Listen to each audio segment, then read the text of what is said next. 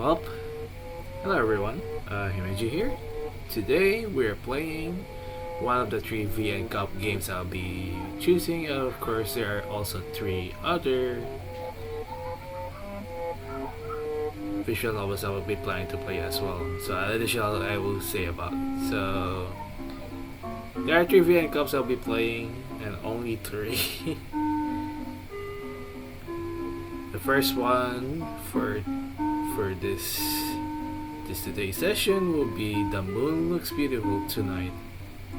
It is a VNCup made by Mocha Devs, MOKA, and we're just going to straight right away. All I know is two girls try to go to the moon and try and fix whatever the problem is. So that's one thing I know a bit. And yeah. Anyway, let's start the game.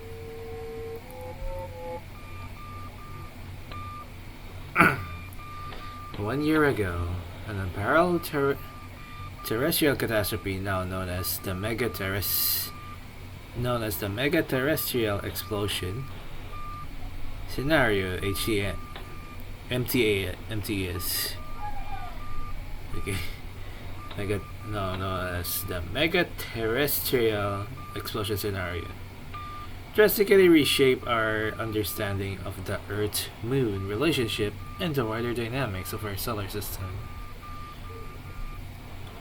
Today we'll look back on this world-shattering event and the scientific research that followed to appreciate its lasting impact. The earth-shattering event resulted in the moon being thrust into a radically new orbit, resulting in an instance where it was ejected from Earth's gravitational pull. This was dependent on the strength of the force generated by the MTES. This shift led to significant alterations in the lunar gravity, causing a cascade of geological disruptions like moonquakes and severe surface damage. In the aftermath of the ejection, the moon began to dramatically interfere with the gravitational balance of other celestial bodies in its path. The lunar body posed the potential threat of being impacted by another planet's gravity or causing imbalance in the gravitational fields of nearby celestial bodies. All this speaks nothing of the incomprehensible amount of lives that were lost in the event. By the explosion taking place in the middle of the Pacific Ocean, the immediate loss of human life was kept to a minimum. The combination of aftermath damages over the span of the past year has resulted in the death of approximately 0.94 billion people. 7 trillion. Just kidding, we're not gonna joke about seriously. People, with the number steadily mounting as rescue efforts continue. The equivalent of 231.75 trillion USD has also been spent in rescue and relocation attempts alone, with hundreds more of trillions of dollars spent on repair. I click out. Whoops. Okay, we're back. The explosion of Earth, coupled with the significant rerouting of the moon's trajectory, sent shockwaves through the vulnerable gravitational equilibrium of our solar system. Okay, so I think that's happening. This event has led to a chain reaction of gravitational shifts that may result in changing planetary orbits, disturbance of asteroid belts, or even catastrophic interplane.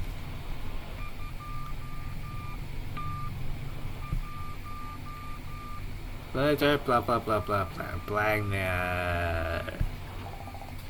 Piece of junk.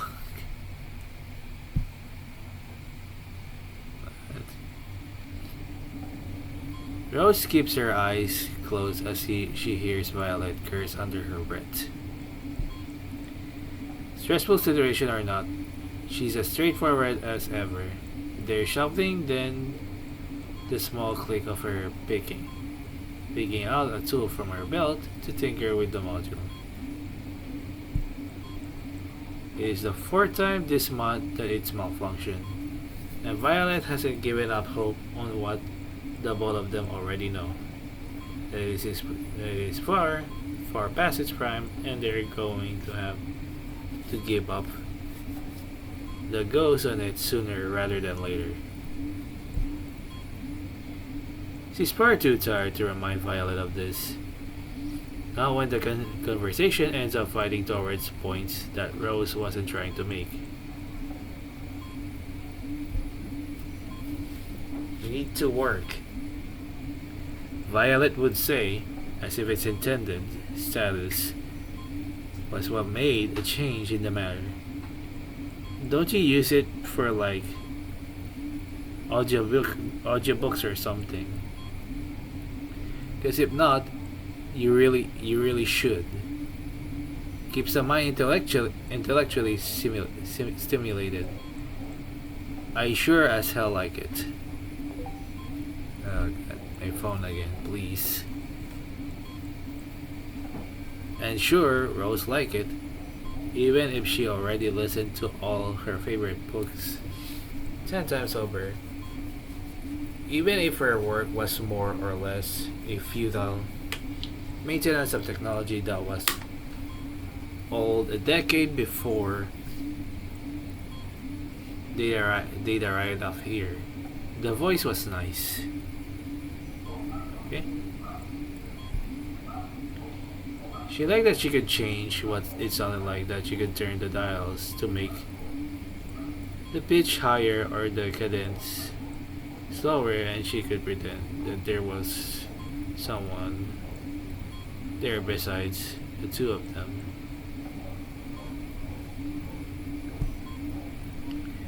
Even with her eyes closed, she can tell that Violet hasn't moved. She's shield tethered to the side of the wall, muttering to herself and tugging on wires. She sighs through her nose, undoes the straps holding to her bed, and gets up.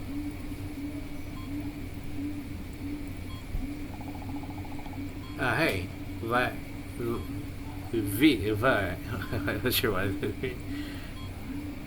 I gotta go, Vi. You're up early.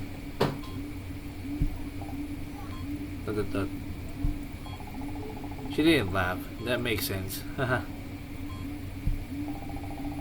Hey yourself. Sleep well?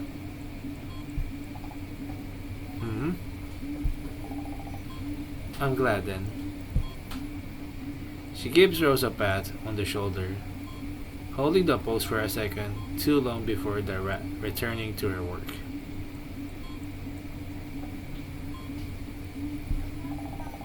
Seriously, the sort of crap they just threw up here. You'd think they have agreed to give us some more entertainment, just in case.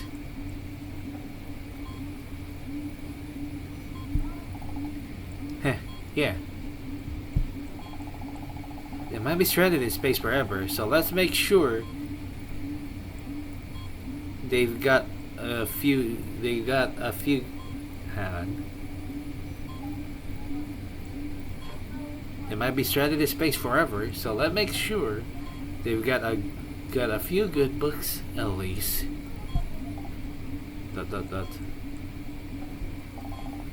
Not forever. Can you hand me the watercolors? It should be in the fourth bag from the left. Rose nods. The Violet has turned away anyways and floats to the side of the cabin.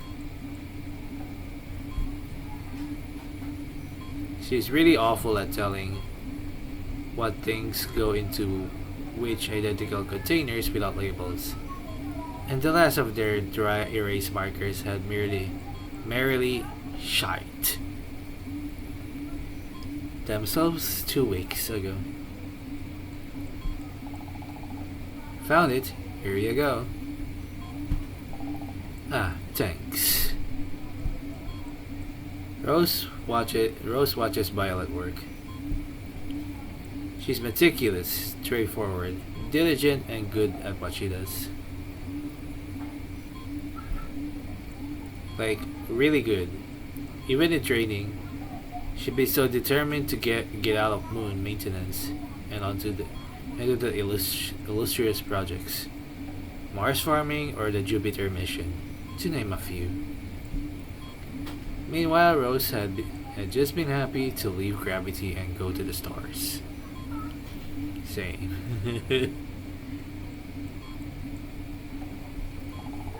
If I ever do. Guess I got that.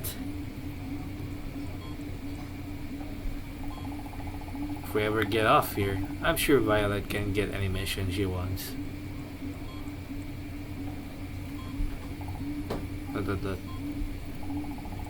She washed her hair today. I can smell the shampoo from here. Violet's hands work the parts in and out, ripping off unnecessary odds and ends that I would gotten tangled before, slipping them back into the side of her pouch. Waste not, want not, and all that.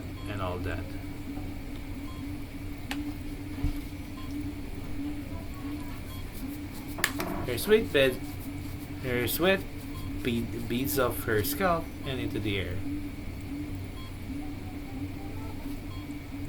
Rose swallows thickly.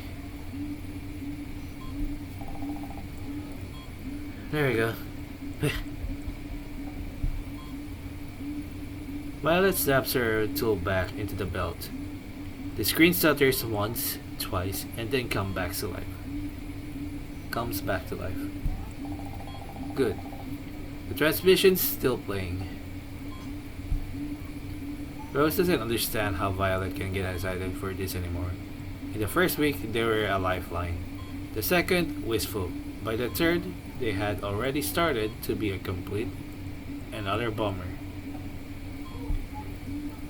But whatever, this time was the anniversary. She begins preparing breakfast as the static breaks. The heart hums a little harder as she begins with her button inputs. A year from the age. Well, we're not. Yes. Violet slams her hand down on the screen one more time. It jitters. The scientific community continues to model and predict the ongoing ramifications of the unprecedented event.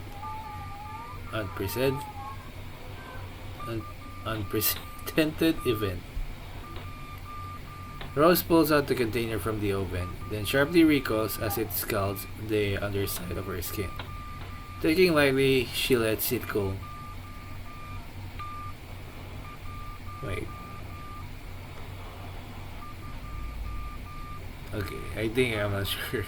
She lets it cool midair as she watches the monitor from over Violet's shoulder.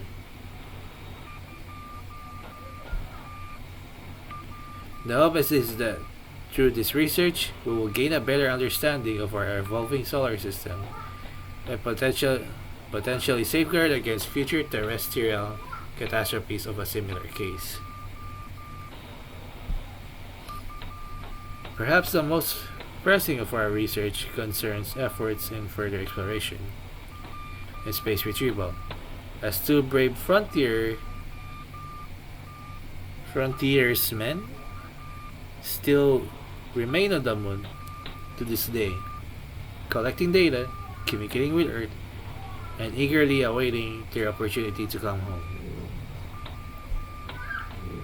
To close us off, we put forth to a heartfelt message from us on Earth to those in space. No matter how vast the distance, know that you are not alone out there. Good night, everyone. Transmission clicks off. Rose reads the final timestamp. The broadcast aired exactly 2 hours and 42 minutes ago. Dot dot dot. Huh. They call that frontiersman. Violet's depressed. Once again, the broadcast has hung in hollow promises and awkward hopes that render continuously null and void. Not even a personalized little message from Nova or anything. Secretly, Rose is surprised they keep sending them. There's little reason for them to not just pretend they've died and abandoned them. Violet probably realizes this as well. Rose clears her throat, and Violet turns, picking at her teeth with an idle nail. It's mango flavored today. Figured I'd break out some of the best tasting stuff. Special date and all that. We deserve it, don't you think? Dot dot dot. Huh. Thanks.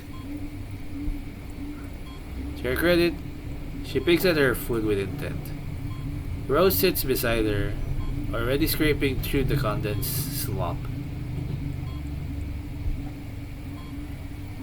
They had to start rationing flavor packets, and though the mineral fuel gruel was nigh limitless, Rose wasn't really looking forward to sustaining herself on this for the rest of her life.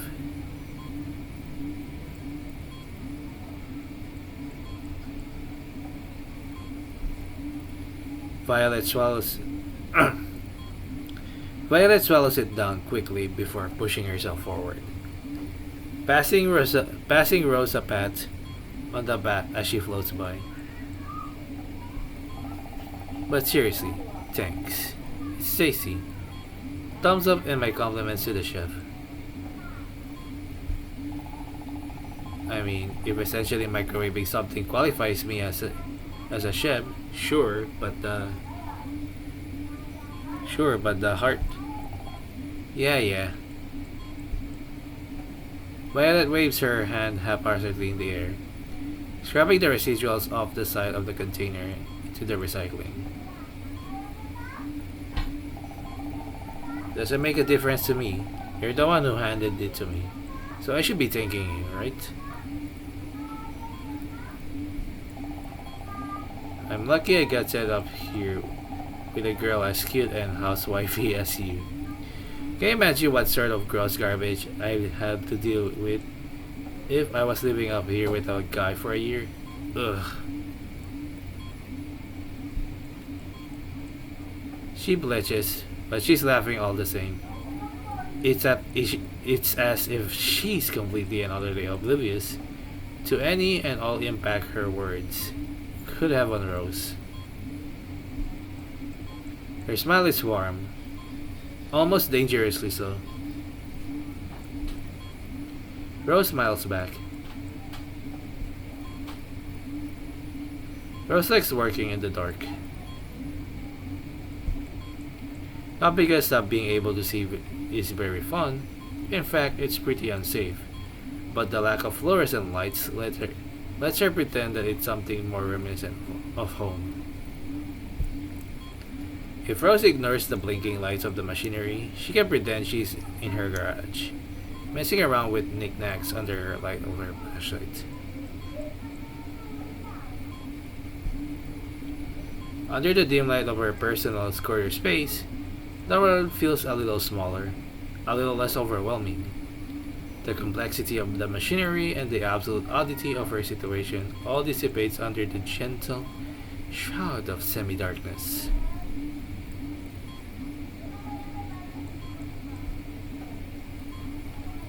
It's comforting. A cocoon away from from the reality of her task and the be, distance between her and home. She grabs one of the tools floating around in midair, glances at it, and grabs a different one, leaving the other spinning in its wake. She presses the tip of her welding gun against the metal, then pulls back sharply. Ow. Ow, ow, ow. She sucks on her tongue, one-handedly finishing up the job, before letting go of the gun. She unplugs it and it sails through the air as it rapidly cools. Rose is far more preoccupied with the results of her labor to pay attention to it, though. Tossing it in the air, she watches as it somersaults twice before settling on its trajectory, lazily circling the cabin. Rose launches back, letting her arms strip lazily in the air behind her.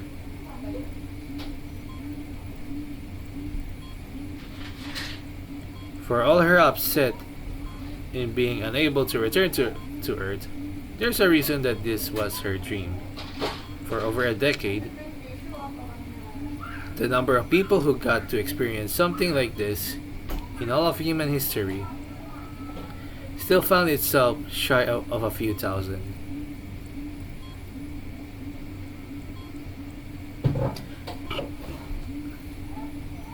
The heart hums all around her, its influence shining through the screens in gentle palpitations.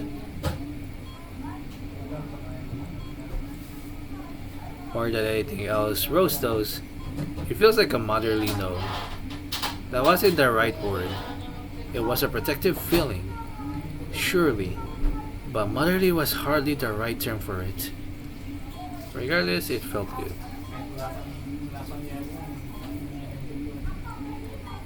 She sighs deeply, feeling a strange serenity in the silence of the spacecraft. It's a type of peace she rarely got to experience back on the ground. A silence that's not laced with a foreboding quiet or tense knuckle grips.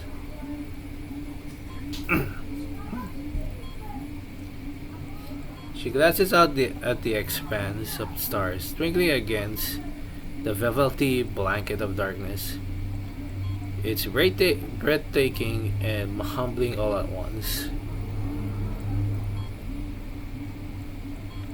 Though she didn't dare to even let the thought fully form.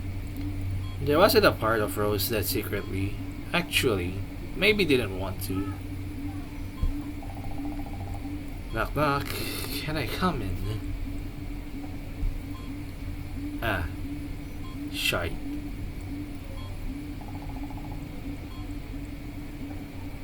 No, you can't. Just give me a second. Rose fumbles through the air, clawing for the thing to little avail. Its long slip out of her grasp, turning over in on itself as it floats. Rose, I'm coming in. Violet pushes the door open, while Rose takes too long to respond, flicking on the light as she comes in. Rose's creation gracefully floats itself right into Violet's forehead. Oh, hi, didn't... Oh, hi. Didn't see you. There. All she can do is watch helplessly as Violet plucks it from space, holding it between her forefinger and thumb as she turns it this way and that.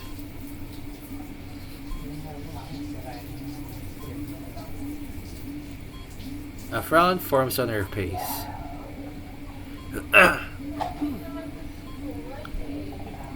What's this?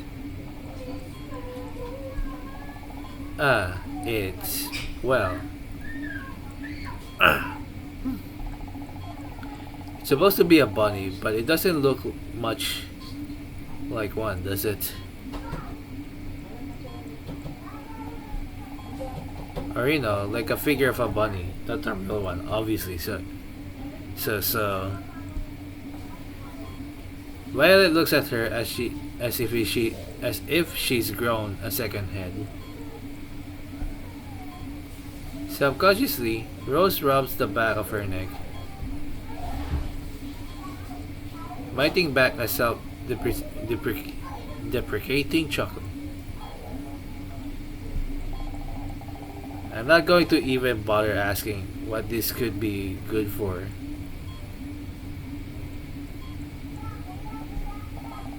Listen, You don't need to tell. You don't need me to tell you what your time is better spent doing.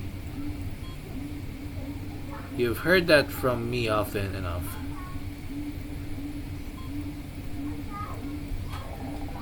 But using up resources? Come on.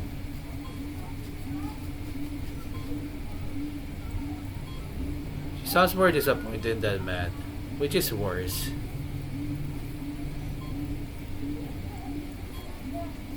Especially when she's right. Why wouldn't she be? A bit. Sorry for noises. A bit. Maybe.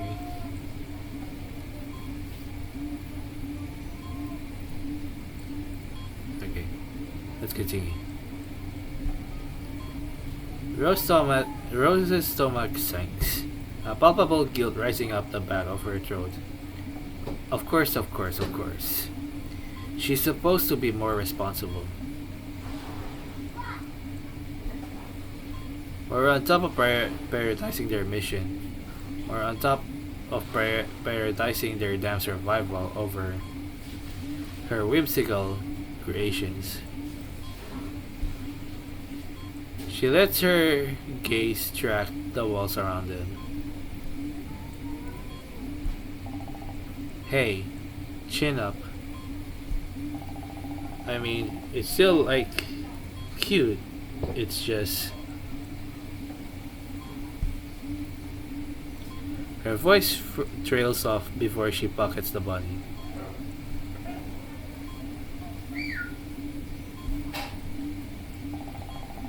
At the time or place, you know that, right? We've got a hole to get back to. And if we find ourselves short of something, no, yeah, don't worry. I get it. And she does get it. Rose gets it because she's been trapped up here for a year, too. And she's just as aware of the fact that any day now the water recycling system could fail, or the thing that turns their hair follicles into a food source could get a little too rusty and they'd all be poisoned or something. They barely alive as is. They don't have the ability to spare trinkets for something as frivolous as a bunny. Okay. I'm glad you do.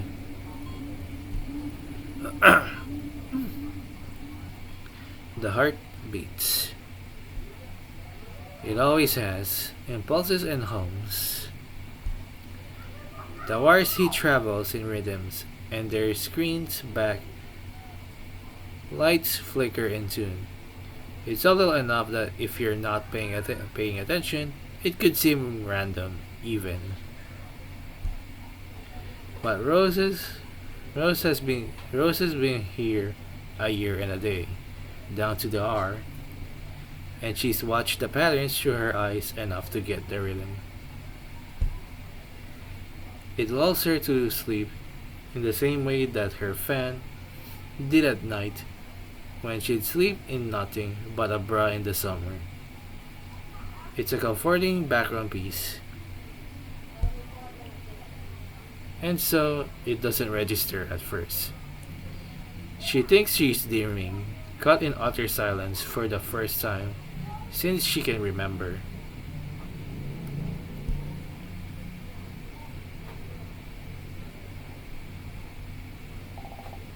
Rose, Rose.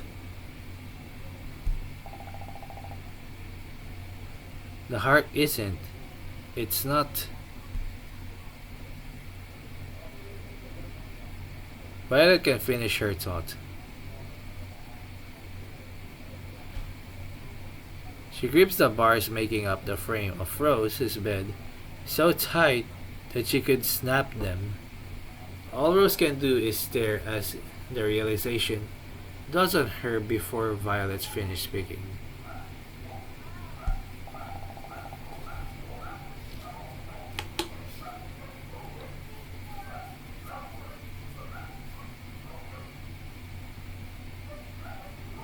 It's not beating anymore. Rose almost doesn't believe her at first, if only because her own heart thrums so loud in her ears that all she can think is that surely can't be the case. The heart stopped, but that was. And again, what hasn't been impossible this year? Like a switch, the silence becomes as suffocating and oppressive as ever, crushing her from all sides. It's a deafening absence of the hum, the pulse, the rhythm that's been their constant companion for so long. The silence fills the space where the heart's beat used to be, punctuating the gravity of the situation. Rose strips the cover off her body, tossing them aside with a frantic energy. The weightlessness of the cabin makes the blanket float lazily in the air as she pushes off her bed, sailing across the cabin towards one of the screens that typically displays information about the heart. They blink back at her, void of the usual rhythm and life, dead and silent. This can't be happening. This can't be. Her fingertips trace over the cold wires, the dormant screens, the still gears, all motionless, all silent. She can hardly comprehend it, but there it is, right in front of her. Of course, they'd prepared for countless emergencies and malfunctions, system errors and damage from potential space debris alike. Hell, they'd even prepared for being cut off, in a sense. Unexpected inability to travel to Earth or communicate with ground control had been a necessity of study. But somehow this, the heart, it was different. It couldn't break. Out of it. At the very least, they couldn't have anticipated for it to break for them. They were just. She was just. I'm. Rose. Rose, listen to me.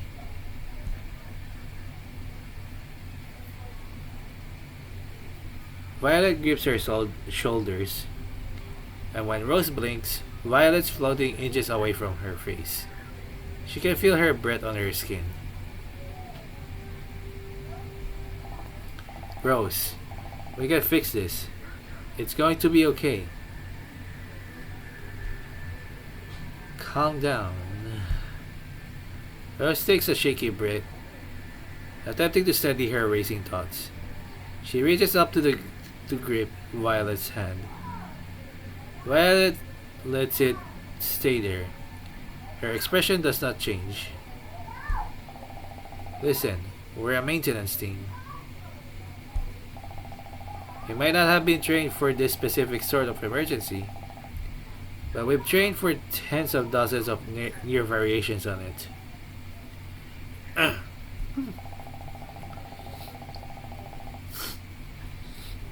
Now we need to gather our gear, diagnose the problem, and execute a solution. If you think about it like a series of tasks, it'll be easier and more importantly, plausible. Violet's grip tightens. She comes in closer, her eyes searching. For a moment, Rose feels her own heart stop. We're surviving this. We're going to go down there. Kick that junk around till we've got it fixed. Then hunker on down as our grand accomplishments finally impress someone down there enough to bone move or freaking. She cuts herself off and closes her eyes. Breathes to her nose. Even though this moment is the most scared Rose has ever been, she doesn't think she ever wants it to end. You good now? You got this. Rose nods, slowly first, and then with a bit more vigor. Violet nods back, then removes her hand from Rose's shoulder. She drips, then turns away.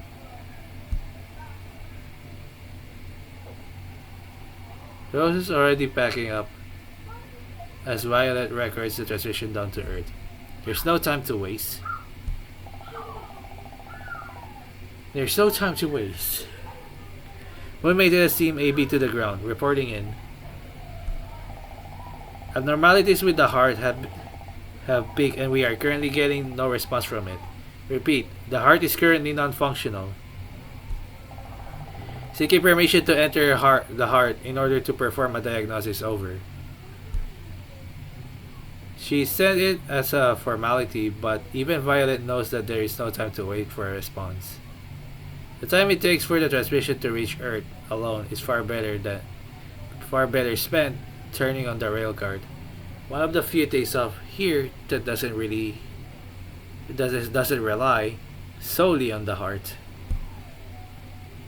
Rose gives Violet a small wave as she ducks down in the hatch, and Violet snighs enough to nod back while she scribbles through paperwork. She might not wait for a response, but she'll still follow protocol as best as she can. Rose is fine with that.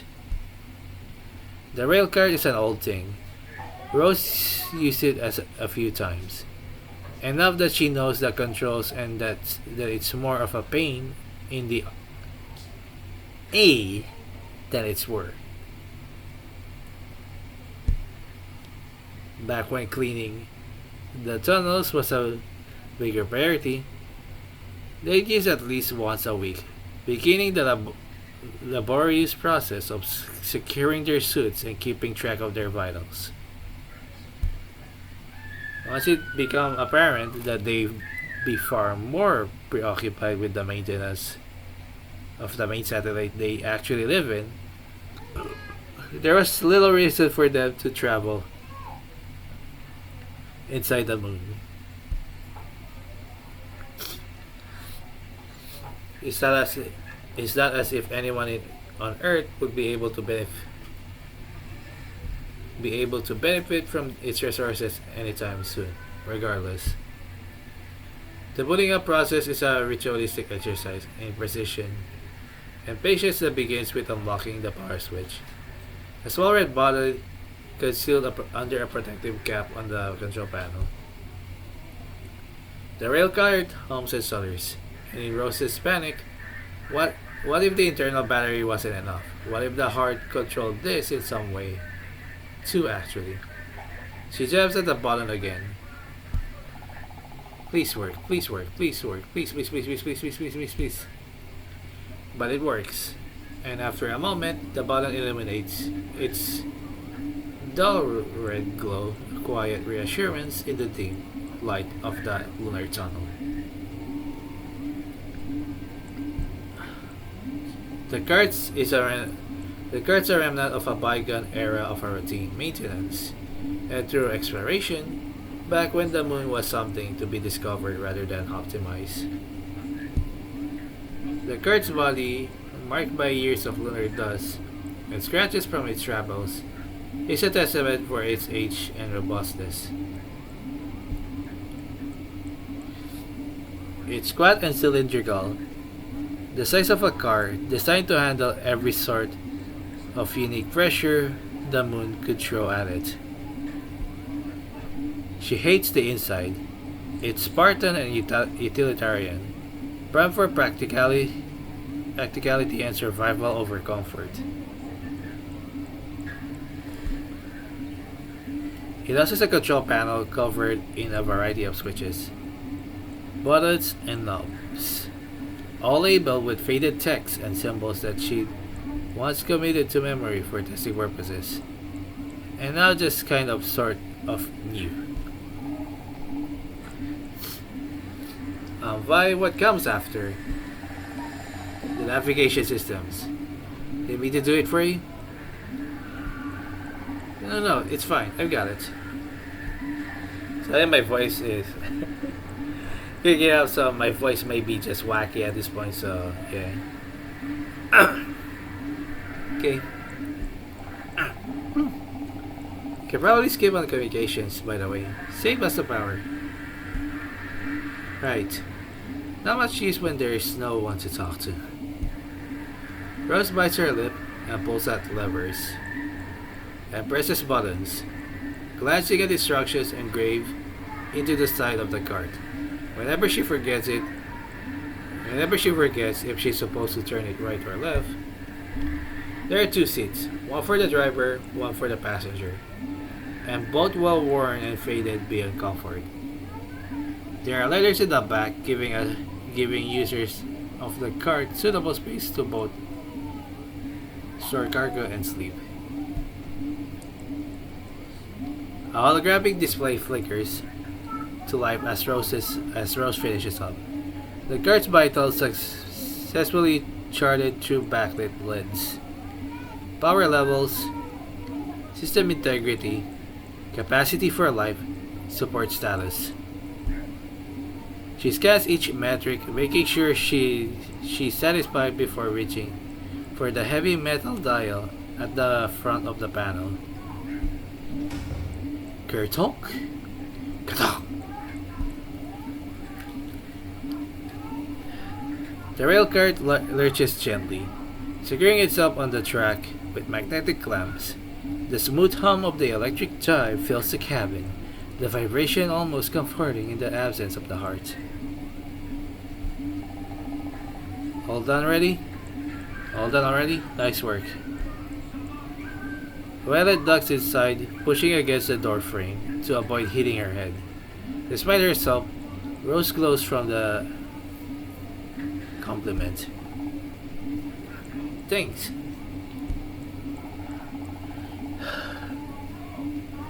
Hello.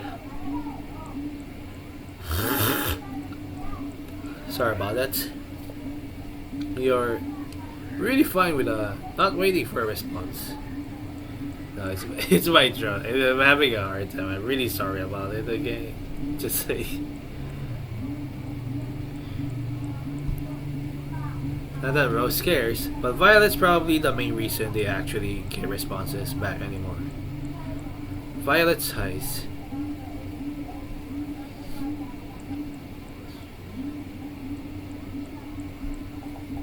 I mean, I'm honestly kind of stressed out about it. Yeah.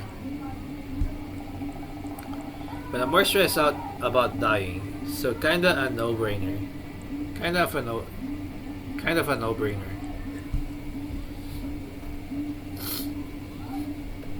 Rose worries her tongue over through her teeth and smiles as strongly as she can. It's a good attitude to have. You're definitely gonna get through this then. It's cheesy and Violet gives her a dry look. But there's a flicker of something akin to appreciation in her eyes.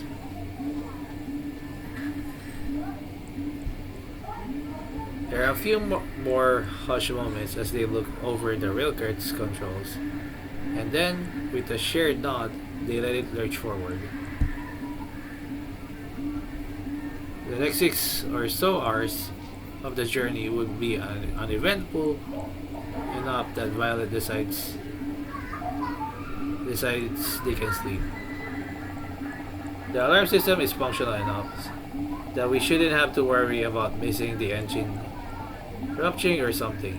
So I doubt that will happen at this point, or that we could do anything about it if it did. We can just kinda leave it running. The more rest we get, the better. Those nuts. If Violet thinks that it's safe, she's most probably right. She's stringent and paranoid enough that she wouldn't allow for something like this if she hadn't already dotted her I's and crossed her T's.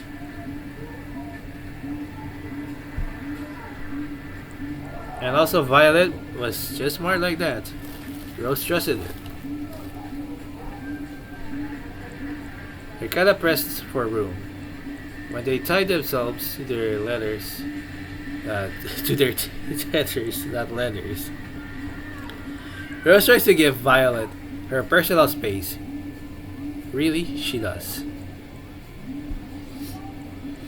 But there's only so much of yourself that you can control when you're half floating in space. And they're not yet far enough inside the moon for it to start being warm, so now that we drifted closer together, it's okay if I don't push away, right? We've known each other for long enough that it's not as if this is weird or anything. It's warmer this way anyhow. Violet's eyes are shot mere inches from her own. Not even trying, she can make out every single one of Violet's lashes. If she had the patience and time for it, she could count them. She's really pretty like this. Hey, focus, okay? Or rather, don't. It's important to fall asleep and rest. If we're going to be able to deal with the heart, then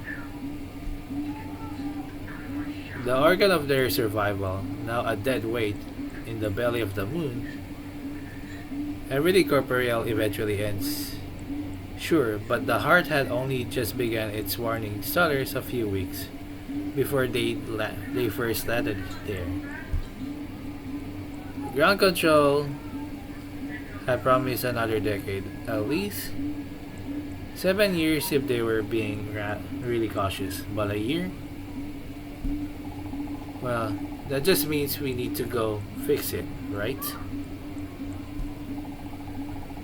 That's why I need to rest, because if we have any chance of getting out of this, I need to actually get my act together. If we have any chance of getting out of this, then there's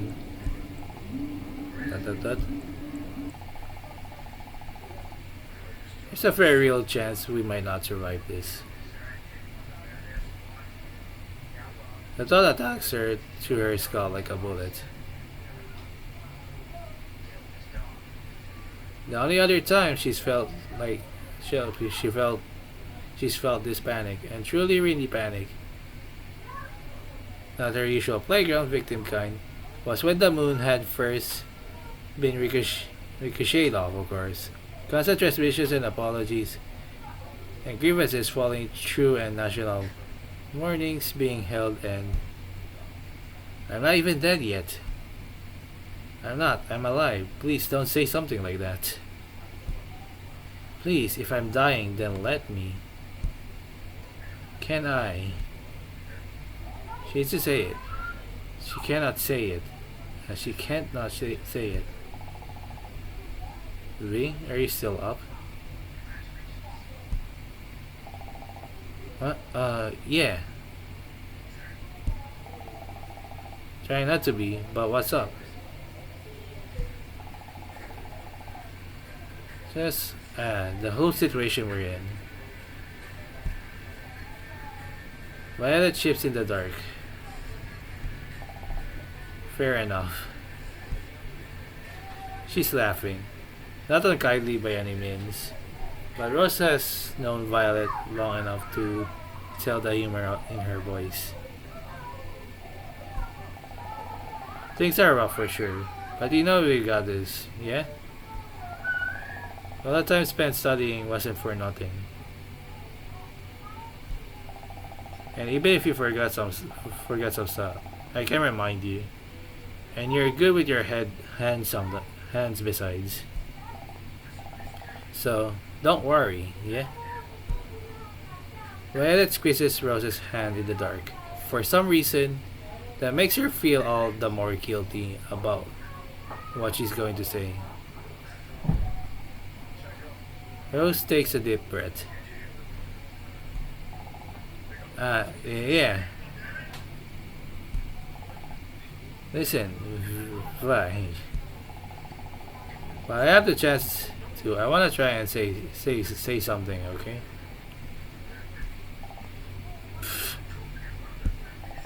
Sorry, you just look more stressed than you did when the heart stopped. Just stop. What? Are you going to confess to me or something?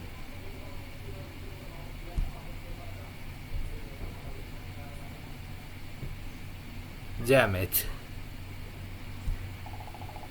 Damn it, damn it, damn it. Multiple damn it. Huh? Seriously? Multiple dots.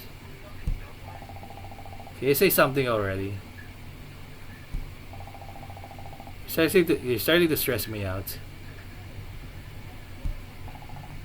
Look, Vi, I appreciate how optimistic you're being and everything about how we'll fix it and how everything will be okay. We don't know that for sure, right?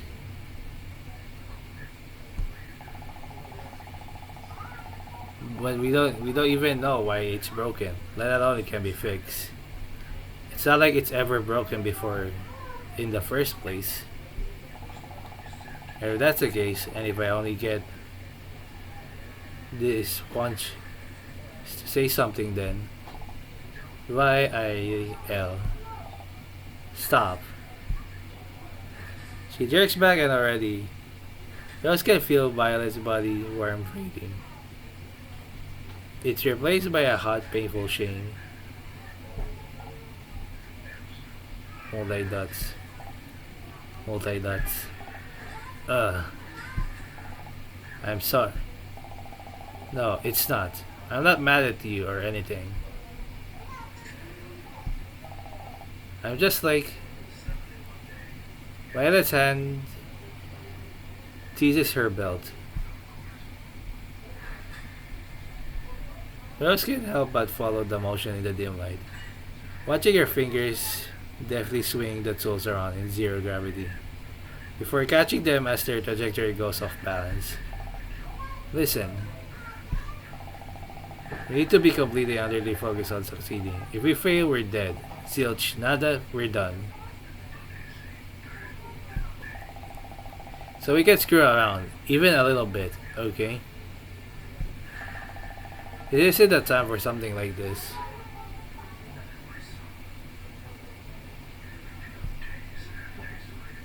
Despite herself, Rose feels the tightness in her chest bubble. It isn't the time for this? Don't give me that crap. I mean, seriously. What's the right time then? What's the right place? Come on, if you can answer me honestly, would you let me finish on Earth?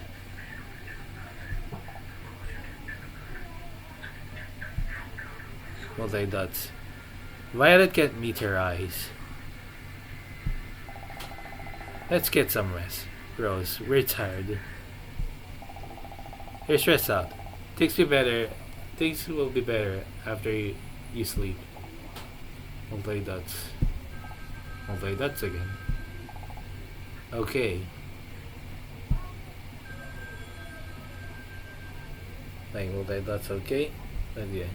Violet rolls over. She falls asleep, racing away from Rose. The blades of her ceiling fan weirdly over Rose's head. It's summer again. Or technically, it's spring, but it certainly feels like summer. What with the heat and her neighbor's rages buzzing in her head. The only difference is that if it were summer, there wouldn't be a big stack of unfinished assignments still on her desk. Just 2 more weeks. Just 2 more weeks, and then she'd have passed the exam and given her ticket out of this. What? Just 2 more weeks, and she'd be smooth sailing for the rest of her life, away from girls like Fiona who would whisper under their breath whenever she passed, because girls like her knew about Rose, and away from eternal Wednesdays. Just 2 more weeks.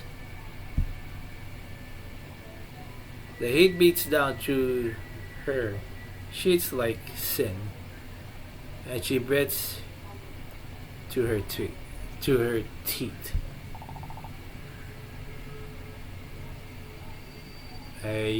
There. Her neighbor's rage sings louder. She pulls herself up and glances at the time. 3:42 in the morning. That's grounds enough to file a discrepancy complaint, right?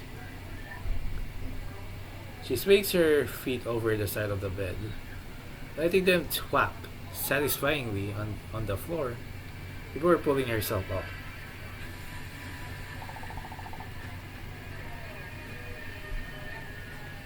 And wait a little bit. Just checking out a bit, okay? Your answer, do. The hydrostatic voice punctures the early morning hush. A disjointed melody at odds with the steady whirring of her ceiling fan. It reverberates through the tin walls, its lyrics jumbled and garbled, unmeasured and out of tune. An irritant she doesn't need, a chorus to her frustrations. I'm not asking for the moon here, just some damn silence. She draws in a deep breath and attempts at pacifying the building irritations in her throat. As she stumbles to the door, her hand rests on the handle, equal parts for support, any time before she puts it down on it. I'm half crazy. All for the love of you. Rose blinks awake, sleep blearing away in her eyes as she tries to make sense of the scene around her. She's in the rail cart. That much is obvious. She's tethered to the back, right next to Violet, and in front of her was another person. Holy shit! I'm not gonna say the name of the other game. I hope you. Anyway, in front of her was another person. It won't be a stylish marriage.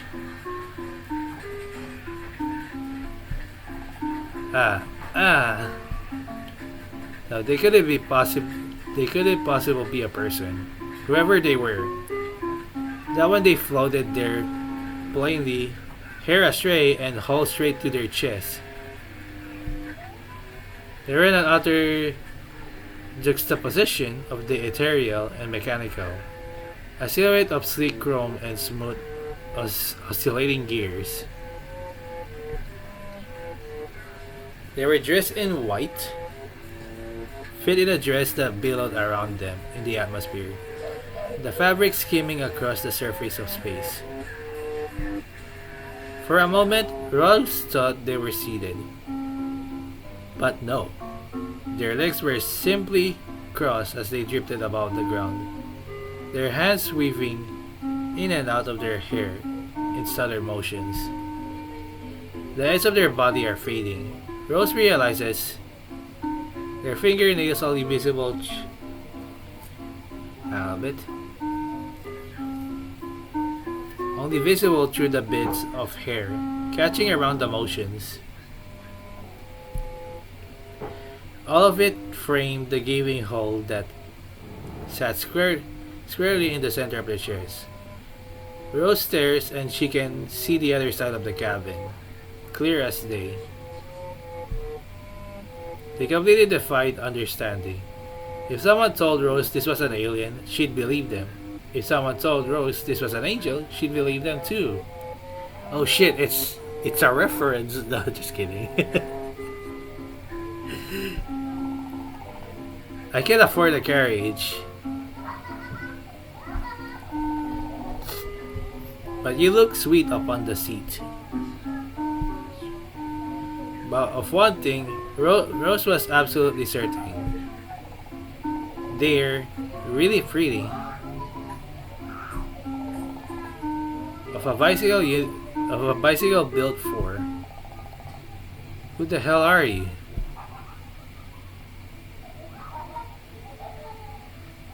Rose snaps back to focus as Violet swings at the figure. The arc is slow through space and the figure dodges, easily sidestepping the attack by gracefully twisting through the air. It half seemed as though they were dancing. That was quite rude. But reasonable, I suppose. No, if anything, it is probably the right response to meeting an unknown figure in space. But no matter. All that means is I should take the time to introduce myself.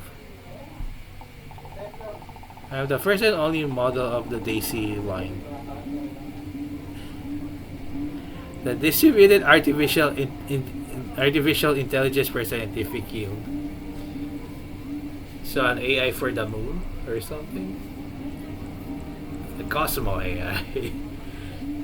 So I'll just call it Daisy. Even if I will ever say the name though. So in my opinion, I think the full version of my name is simply a rather I think the full version of my name is simply a rather convoluted way to justify the acronym for Daisy. The words hang in the air for a tepid moment. Silence, punctuated only by the by the steady hum of the rail car's progress and the occasional thump as it goes over a piece of debris. Rose can do nothing but stare back at them, glancing over at Violet as her mind reels. She too seems in a similar state of shock, fingers twitching uselessly in the air. Finally, Rose breaks the silence with the only question she can muster. It's an AI? Yeah. Daisy smiles, and it shoots right into the nose. It shoots right into Rose's chest. If Violet's smiles are akin to a cup of tea, then Daisy is the whole boiling kettle. In the simplest terms, yes. But in complexity, motives, the I am not an it. You may see me as you wish, but my creator was kind enough to insist that I am not a thing. Okay, alright, sure. I believe you. But what's with the nursery rhymes?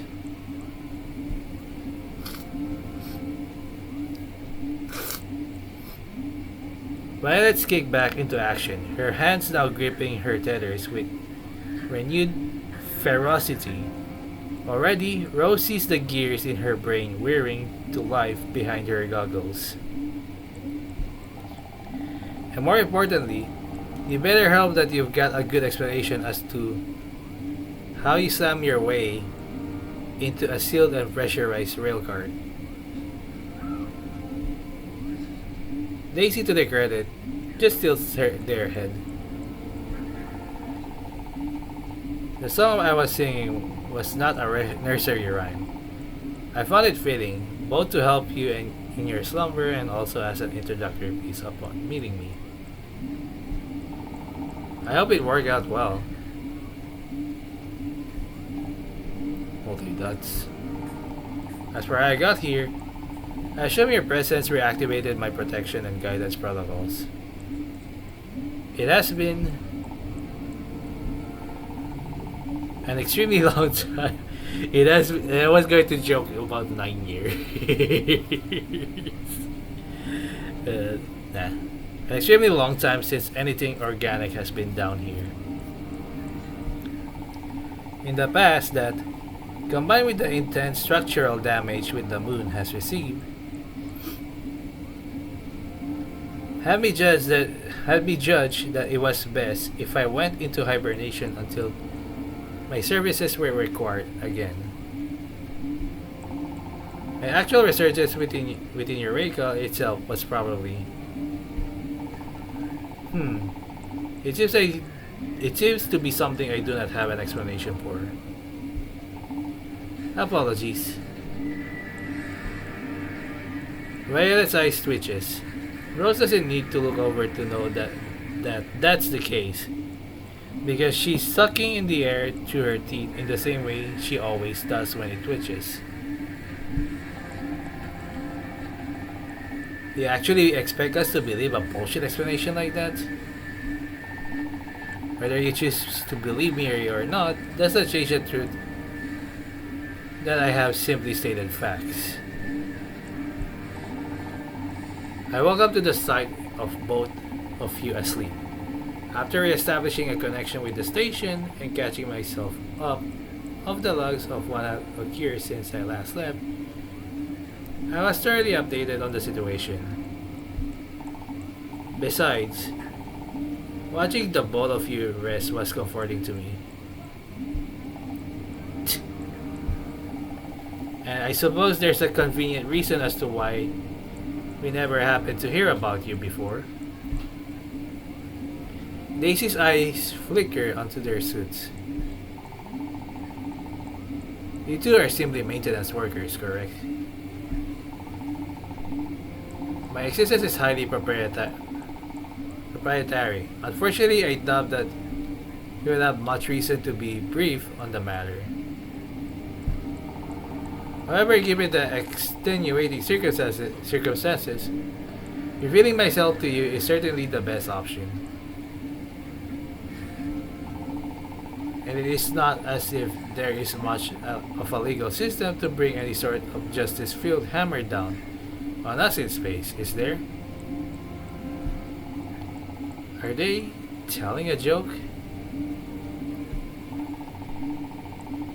Regardless, what I come to you with is simply an offer. Daisy extends their hands to the side. Their figure seems so fragile, their smooth form pushed against the wearing pieces of the machinery around them. If you will allow me, I would like to complete my purpose as a guide. Please allow me to aid your journey to the moon's core. I am well equipped to. Not a chance.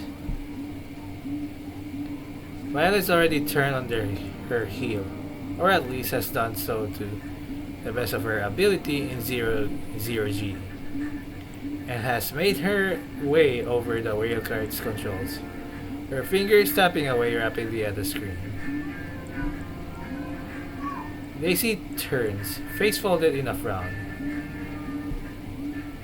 Rose glances between the two of them, hesitating before awkwardly waving down Daisy and floating on over to Violet.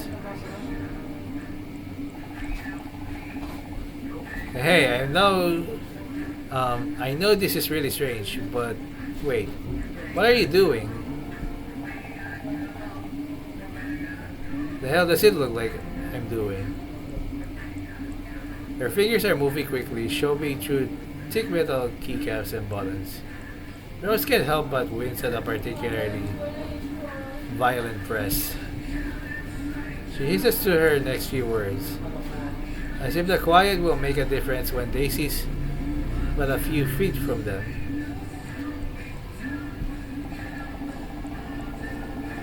Trying to find some way to disable it.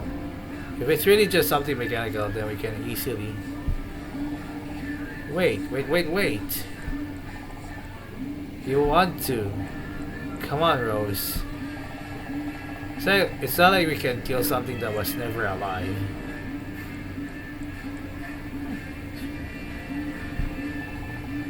But, she's silenced by the dry look from Violet, but pushes forward.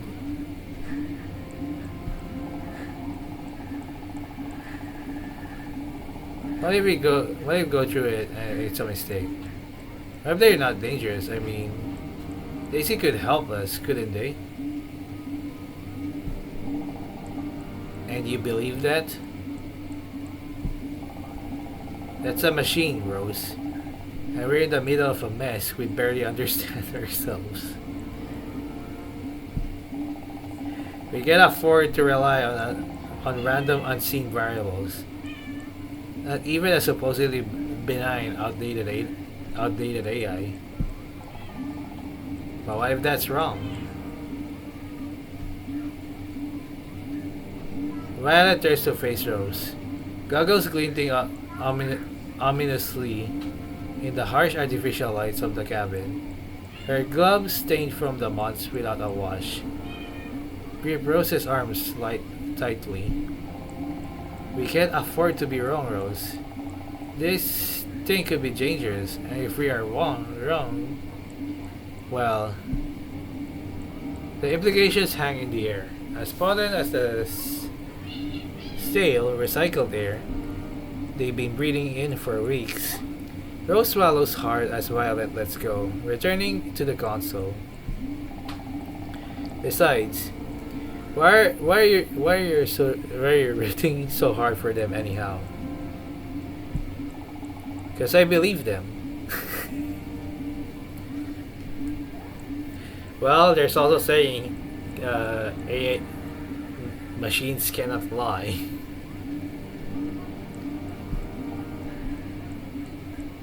Triple dots. Ha, sure. I want to believe them. Violet glances from the console in disbelief. Are you insane? Like, actually, genuinely certified insane.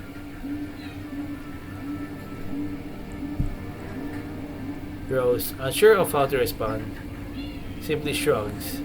She can feel Violet's intense gaze on her, breaking over her from head to toe, searching for something.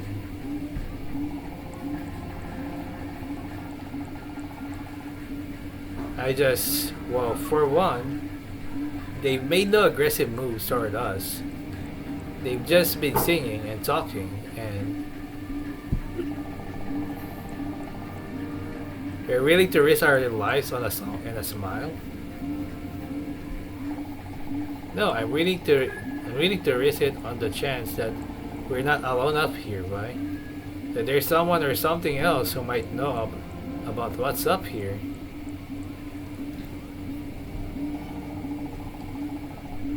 I think letting that chance fly us by is kinda stupid.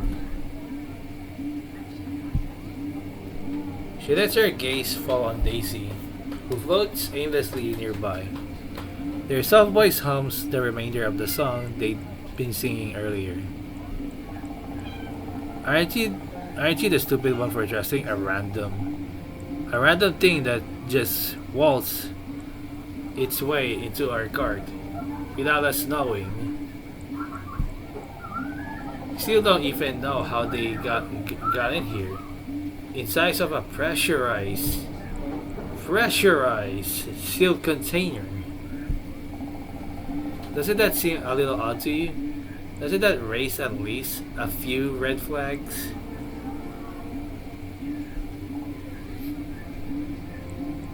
Triple dots. I mean, when you say it like that, sure, it doesn't sound stupendous exactly, but that's because it's not stupendous at all. Seriously, how can you even consider this?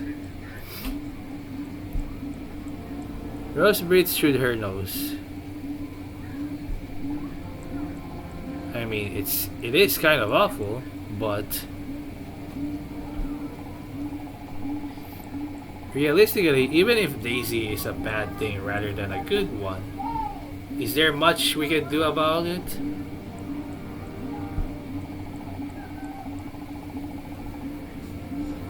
Do we have the resources or skills to fight something we don't even understand?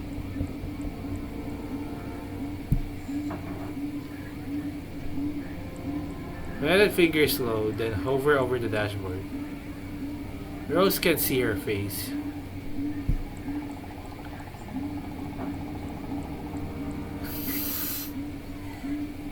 Do you really subscribe to that evil robot? Evil robot takes over the world crap. Seriously. Rose reaches out to touch Violet's hand, then draws back. No, that'd be weird now, wouldn't it? She opts instead for a chase pat on the shoulder, nudging her as playfully as she can.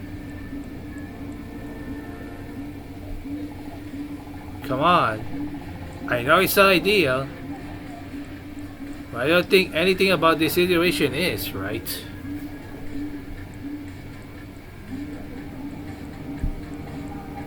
Triple nuts. Okay, whatever. I don't trust Daisy, but if you want to, well, I'll give them a chance. But if anything happens, we'll handle it. Her red is fervid. Violet clicks her tongue. We'll handle it.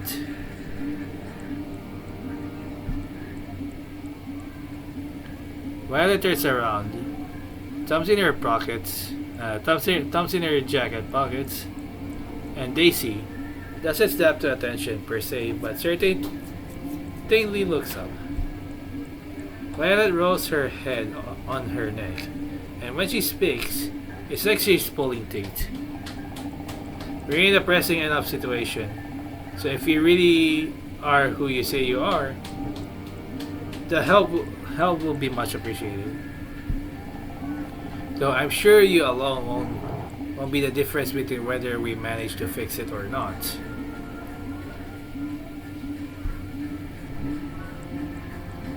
Daisy claps their hands together. Oh, how joyous. But you're right. My presence will likely not make a terribly drastic difference. As Daisy, my role is to assist you. I certainly do not have capabilities on the level of humans, when it comes down to it. If you do not manage to fix the heart, then my job is to make sure that you do not suffer.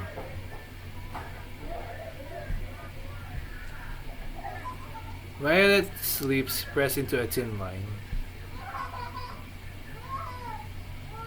Something that Rose realizes about Daisy pretty quickly is that they're best seen in her peri-peri. Normally, if Rose looks at Daisy too long, static forms in her vision. Daisy's hair skips and jumps and stutters, and Rose needs to dig her bums into her eyes in order to get the feeling out. She tries staring for longer one time for a full minute of direct, unblinking contact, and it feels like she's been biting a seatbelt in summer. When Rose sees Daisy in her peri-peri, she can count every single hair on their head. The static their hair trails off into sorts itself out, almost. Dark splotches reach an end, and their fingers slip behind something in the space that we're in. She could imagine placing her hands through it if she was braver. Huh? Huh? She pauses, catching herself on the thought. That was kind of... whatever. More important things to focus on. She shakes her head, pushes herself into her work. The area ahead has started to deteriorate. Bits of lunar rock floating throughout the air in front of them. For the most part, it's not a problem, but occasionally, there's a piece of debris that's just a bit too big and worrisome to speed on the road. So long as they slow down the cart in time and bump the debris softly, it's fine. But it certainly requires a person actually at the wheel to make sure they do so. Violet sleeps in the back as they take shifts, but Daisy, ever awake, keeps Rose company. They don't speak a lot. They'll cut in the occasional question, sure, but they're mostly content to watch the two of them work. The most they interjected with was a comment of concern of their navigation system, but Violet dryly pointed out that an update had been implemented while Daisy had been hibernating, and they had nodded and stepped back graciously. What's that? Like their face, Daisy's voice reminds Rose of rage static. It's all too similar to the rapidly degrading quality of the transmissions they've been getting just with louder static to keep pace with the newfound clarity of their voice. The biggest difference is that Rose actually likes Daisy's voice. Oh, this? It's a rover console. Rose angles the object towards Daisy's visage, revealing an intricate panel of switches, buttons, and a small joystick. At least it's not like, what was it? Logitech control. Just kidding. Anyway, the one shiny surface is smeared with dust. Some switches flickering uncertainty under the dim lighting. Again. Violet and I found it in one of the abandoned control rooms. There are a few dozen similar ones just lying about, and they're always pretty reliable for salvageable parts. Figured that since we're not sure exactly what we'll need down there, it was worth bringing along to scrape through during the drive. Daisy seems to be half listening.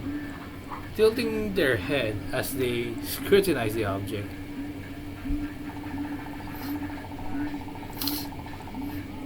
Interesting.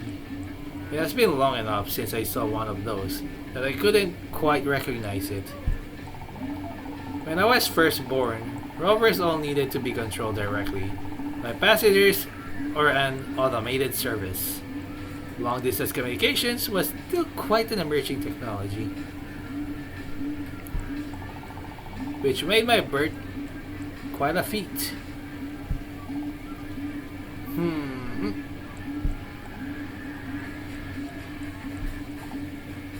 A lot of multi-dots.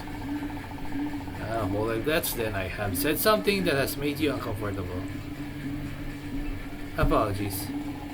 No, it's fine. Don't worry about it. If I reported that I do pay a sizable amount of worry to any concerns you might have. Triple dots. The way they say they were born is weird. They're not human or anything, but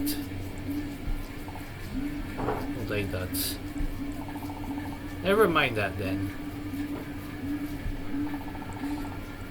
What have you found so far? Rose shrugs, her hands returning to fiddle with the panel. Not much. Most of this seems fried, but the joystick seems functional enough. Which is nice actually. Most of the joysticks we've gone through have their tops busted or something, so they kind of hurt to use. That is annoying. That is annoying. It is. She swallows awkwardly, dislodging the joystick from the rest of the module before pulling it all to the side. Daisy reaches out to grasp at it, and Rose gives a pause. You do not need to flinch away or anything like that. I was simply interested in learning more about it. Rose doesn't move. Triple dots. If you would like to keep it to yourself, then I can respect that. Sorry. Rose grows quiet as she works. The air of the cabin, filled with a pervasive silence, only broken by the occasional intrusive clink of debris hitting their vehicle. She half turns to look at Daisy, finding herself doing so more and more often, not to get a better view of them, but rather despite it. Daisy seems busy with her own thoughts, eyes on the console that Rose had abandoned. They keep their hands to themselves, sometimes lowering their head just far enough for their hair to brush against the tool before bringing it back up again, all in one smooth motion. Rose swallows and looks back at her own work. Her fingers thumb or her fingers thumb along the thinly engraved markings on the dashboard, posing at a small, quarter-size dial. She hesitates, then turns it. The ridges on the side cold against her fingers. There is something gnawing at the back of her head. It's like when you've just noticed that you have something stuck between your teeth, but you can't get it out. It's like when you're trying to remember the tune of a song you found catchy, but you can't remember exactly how it went. It's like when you're trying to call for someone, but you don't remember their name, and it's awkward if you ask, because you've known them for far too long. It's a nearly bearable pain that isn't exactly pain, just unpleasant enough to make her feel like she's losing her mind.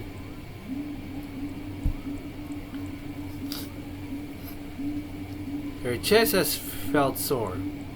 For one thing, it felt kind of sore ever since she found out the heart wasn't beating anymore, and it got harder for her to breathe. But it is a different sort of soreness.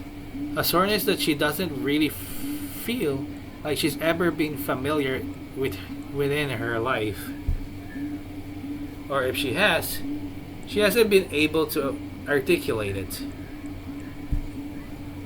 Isn't that weird? Feeling something your entire life and not being able to articulate it. There's no reason for such a thought to bring itself to the forefront of her mind, but suddenly it's all Rose can think about. Like it's been dredged out of the recesses of her head, thick and foreboding and so terribly there. Please, can it all just... Hey Rose, can you be quiet for a second? What's on your mind? Triple dots. Because when she's I guess when she's in high school, she tries to run away. Or really, that's a bit of an exaggeration. She's staying at the hotel just 7 blocks down from her house, cutting out soda stained bills for the sleepy bellboy across the counter. One night here cost the same as a week's worth of work. And that's not because the hotel was considered expensive. He doesn't even double check her math. You're on the second floor, fourth door to the left.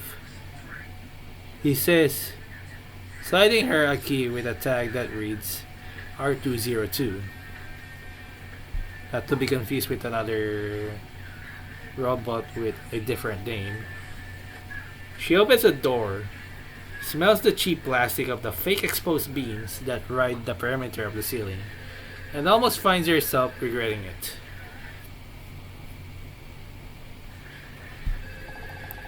This is a waste of money and time and energy.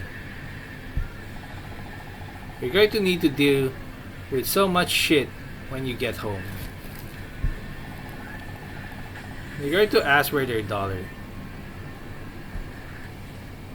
She flubs up and bites her tongue, even though she hadn't been speaking, and spends 20 minutes nursing the tenderness on colon cushions, and that she's only half sure were washed between occupants, and just feeling sorry for herself besides.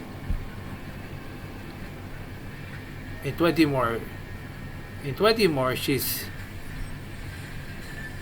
I'm just stressing a little bit. In 20 more, she's laying eagle spread on the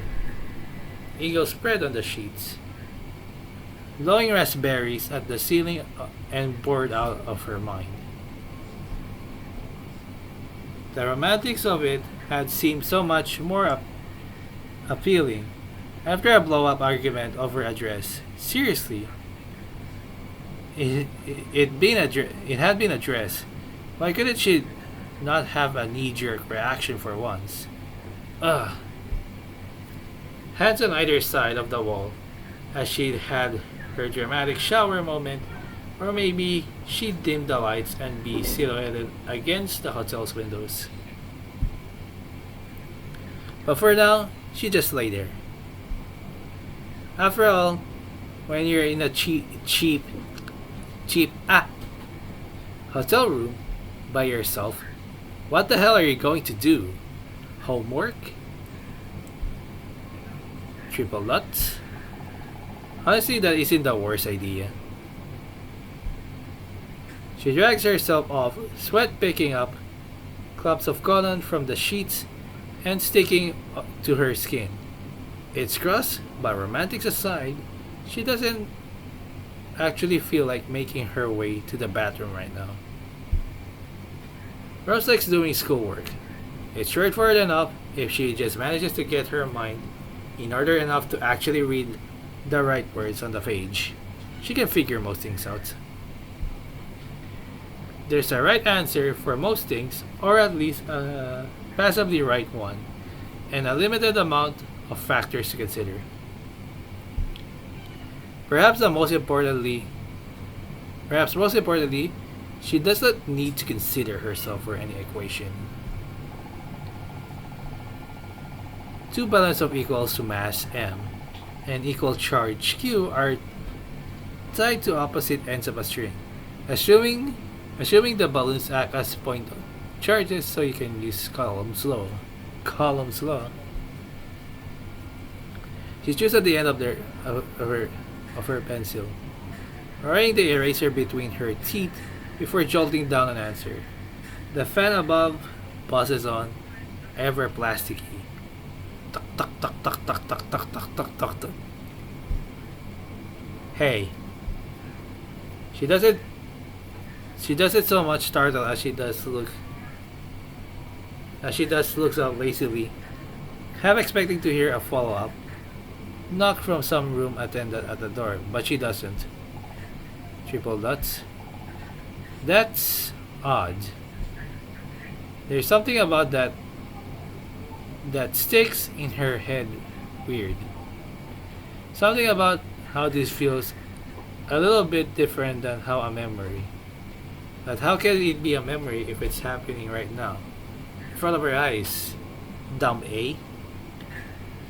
Should go, but the worry washes over her as if it had never even existed. Hey Rose, look over here. She half turns, not exactly certain what she expects to see. A blank bed, certainly, logically. There's Daisy. Is it not somewhat sad to run away from home just to do homework? They're sitting on the edge of the bed, ankles crossed and hands folded neatly on their lap. A little, I guess. Triple dots. Daisy stands up and embraces her. Daisy cups her chest, her waist. Rose's heart sticks deep in her chest as Daisy's hand hover all over, and when they look at her,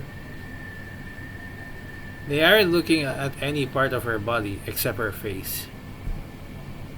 And though that's made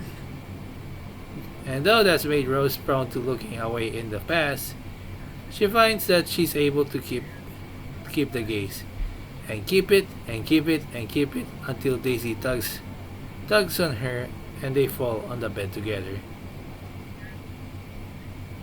They don't do anything.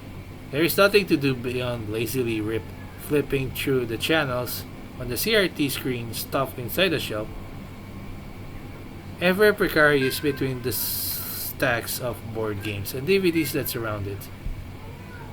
Half-drawn curtains cast geometric shadows on the stained walls, and the room that once felt so cheap now borders on something closer to charming. Felt so. They say something else.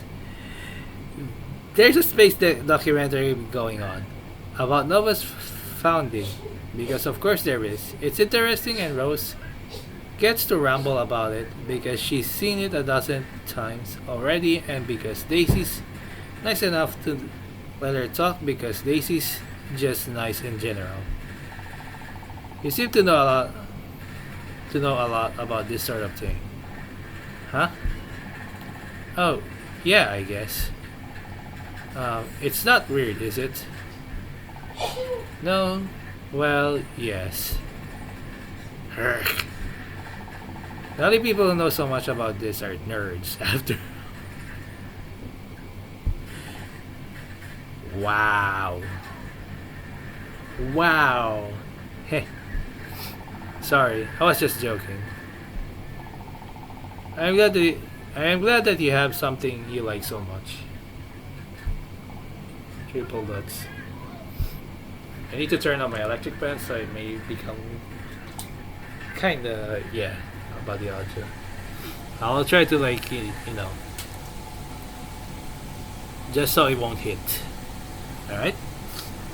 She tries to not care, but the validation feels good in Rose's chest. Man, you're good at this. Good at what? Come on, you know. Act. Just saying things that are kind of nice. Hmm. I do not think that is something to be good at. That is something you can just say. It is not that complicated.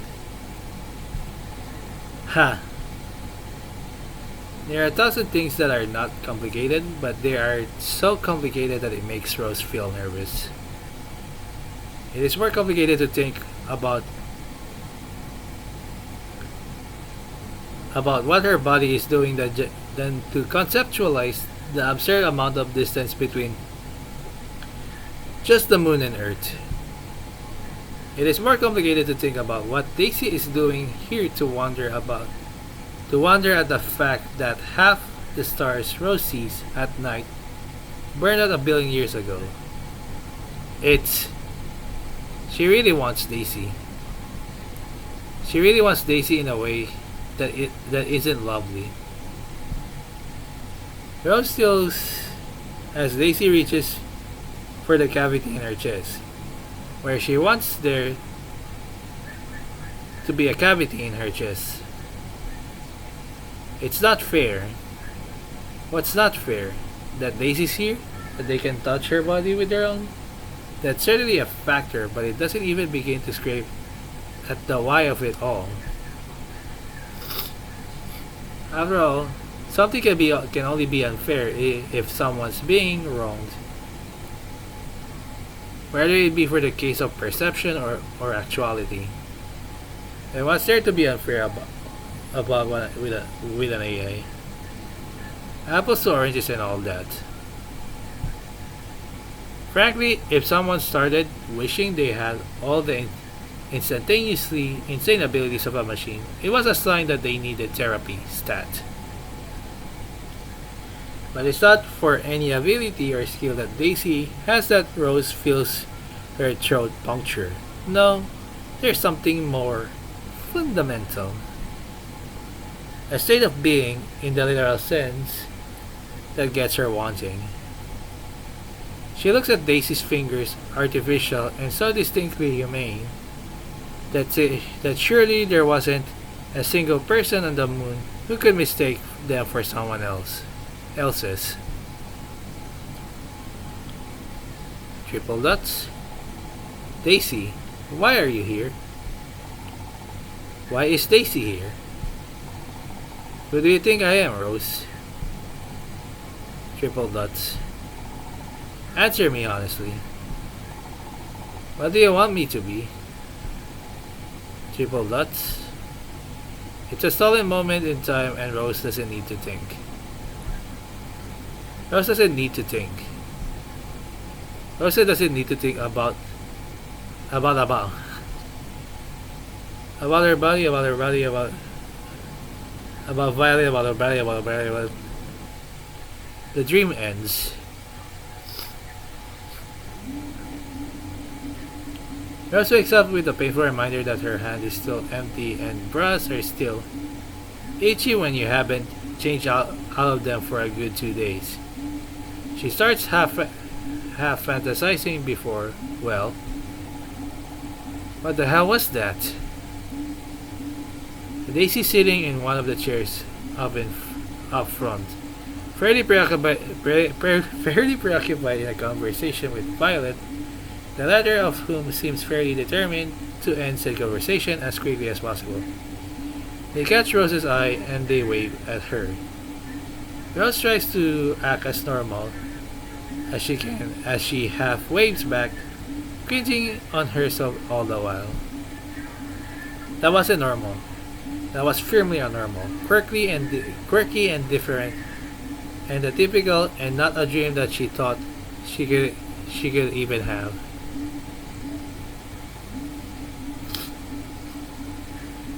You don't just dream about the pretty little robot you met that day and think about the two feeling next to each other, and about them rubbing their hands down your chest and okay. Triple dots.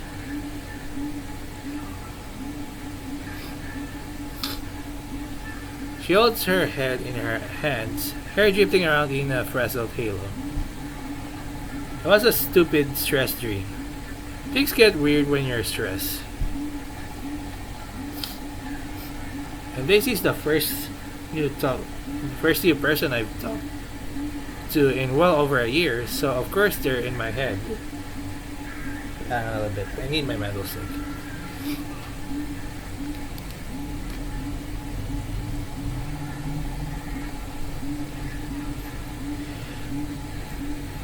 It's weird, but it's whatever. It's whatever. Triple dots. Besides... Oh, good morning, Rose. Violet's looking stressed as she greets her. Well, she always kind of looks stressed. As ever since the Earth decided it didn't need the moon tied to its waist, but the crease in her brow is more pronounced than normal. It's off-putting. Good morning. I hope you slept well. Triple dots. Vi, you good? Huh? She looks up at Rose and looks through her rather than at her. It's a scattered look that constantly finds something to refocus on. Her eyes jittering through selection, and it doesn't make Rose's stomach feel any better, to say the very least. Vi, look at me. Violet's gaze tracks to something on Rose. Face finally, maybe it's her nose or the pimple that started forming right under her lower lip or something, but it's no longer tracking wildly. She actually sees Rose now. Hi. Everything alright? You seen all of it? Yeah, sorry. I guess I got a little nostalgic for a second there. Sorry about that. And as if the moment had never happened, Violet pulls herself up, giving herself a light slap on the cheeks. Anyway, it's no big deal. We've got work to do, yeah? And Violet is right.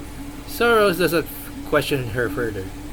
If she says it's no big deal, then it probably isn't.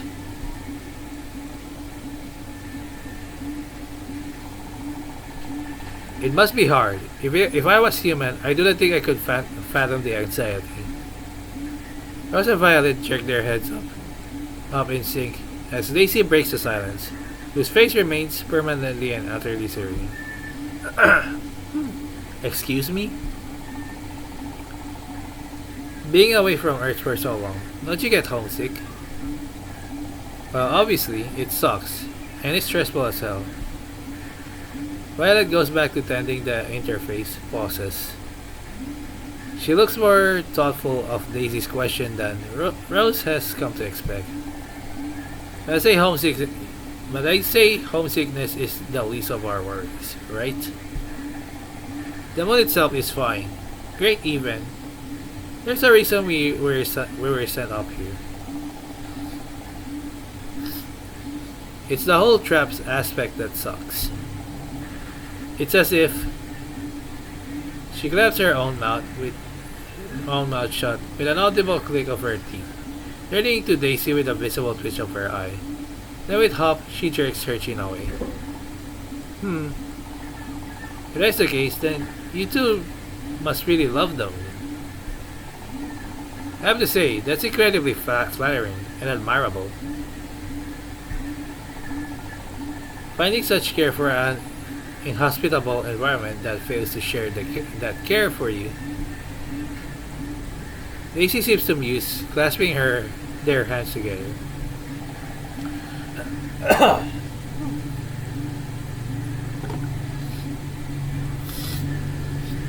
It isn't nearly that deep.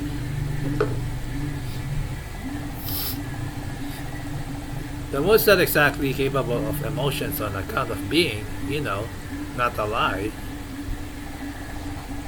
So I don't take it personally. It doesn't love me, but it doesn't hate me either. Triple dots. But you prefer Earth. Well, duh. Earth's the only place I know that lets cup ramen taste as good as it does. So if the moon served you cup ramen that tastes good, you would like it more? Look. Violet lets go of the tool she's been tinkering with in midair, letting it float haphazardly. Like I said, it isn't that deep. I just miss my home, that's all. The moon is fine, but it isn't my home.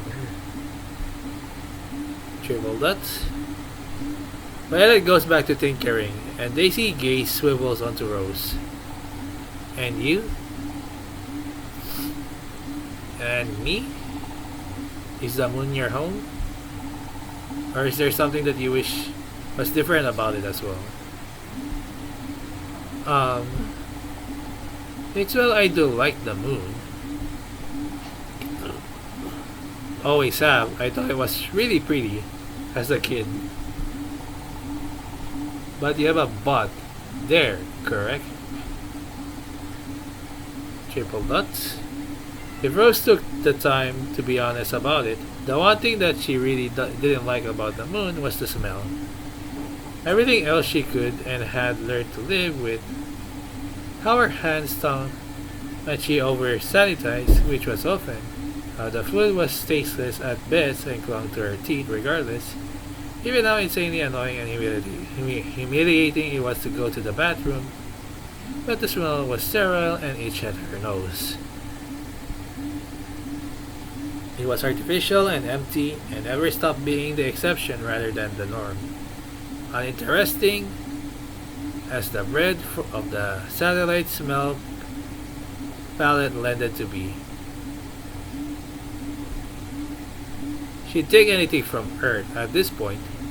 Coffee shops and garbage bins alike would be a luxury to her nose. Anything but the chemically and near vomit inducing feeling that she's found herself tied up in here. But what would be really nice, honestly, something that definitely set itself down as Earth. School fields smell like dirt. They smell like grass too, but a lot of the time it'd be a little too hot or a little too cold, and the grass would have had right enough of that, dyeing and painting the ground in a shriveling, scentless yellow stain. No, what was far more reliable was dirt. When Rose was little, she thought brown sugar and dirt was all the same stuff. She shoveled into her mouth the first chance she got it when her parents' backs were turned, coughing pebbles out her teeth just as quickly as she'd stop them in there. In her defense, it seemed worthwhile experiment if it was all the same. She'd be surrounded by a near infinite supply of treats. She told this to someone once. And you really believe that?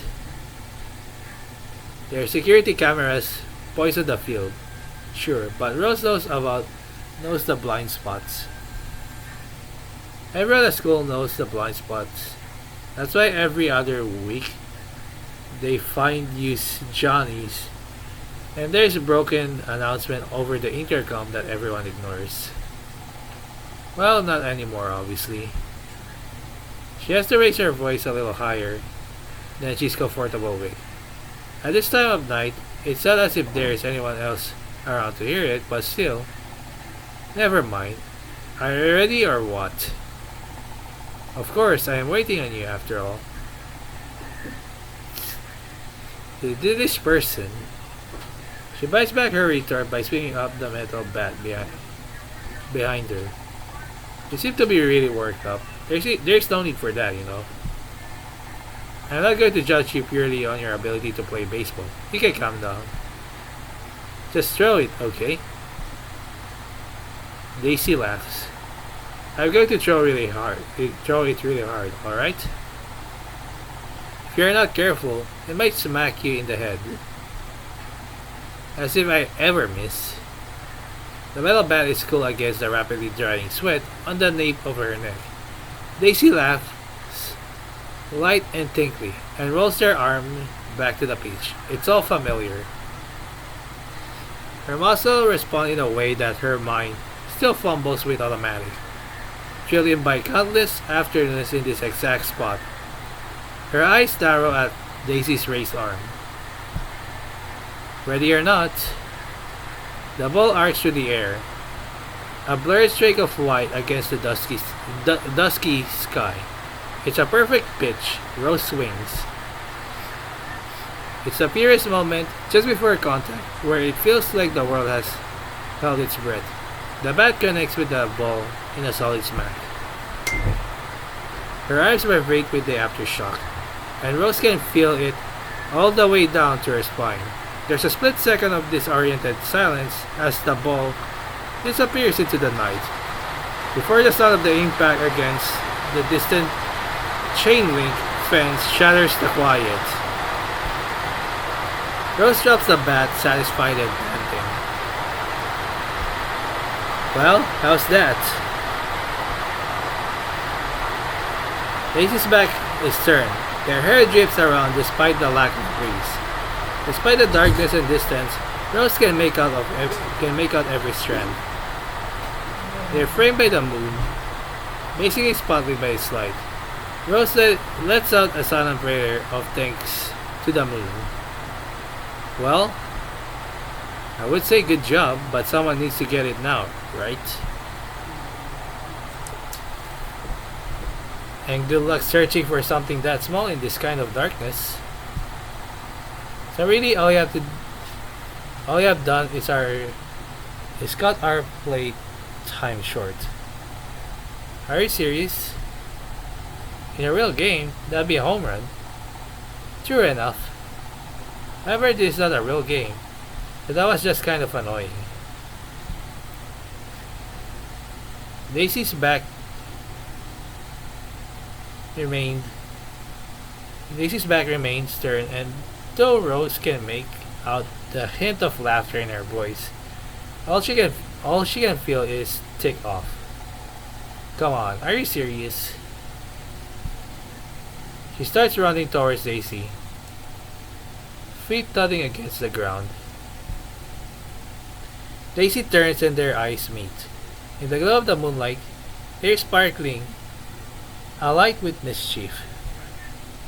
Rose tries to stop, but she stumbles over her own feet, tumbling headfirst into Daisy. Daisy yelps as Rose crashes into them, both of them toppling onto grass. The coolness of the dirt is a shock against Rose's skin. And for a moment, she is also aware of the thud of her heart in her chest, Rose's knees scrape the ground. Daisy's breathless beneath her.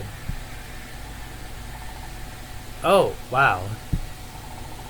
I've gotten my dress all dirty, it seems. Who wears a dress on a baseball field? Well, you have certainly got me there. I will give you that. That one is beautiful. Daisy is beautiful. If Rose was braver, then maybe she could have said something here. She would have told them how good they look right now, about the strange fluttering in her chest, about their laugh. But she isn't. I'm sorry about the dress. Her voice is quiet, barely audible against the backdrop of crickets. She moves to stand, to untangle herself from Daisy, but a hand on her arm stops her. It is okay. I do not mind terribly. Next time, I promise I'll be more careful. It's not a big deal, Rose. It is just a dress. Their tone is so matter of fact that Rose can't help but smile. Yeah, well, it's not just that. Oh, is my dress not just a dress? Rose cannot answer. Not when she remains on top of Daisy, her hands on either side and her jealousy thrumming up her throat so badly she thinks she might puke all over them. Okay, I'm gonna take a break a little bit. I'll be right back.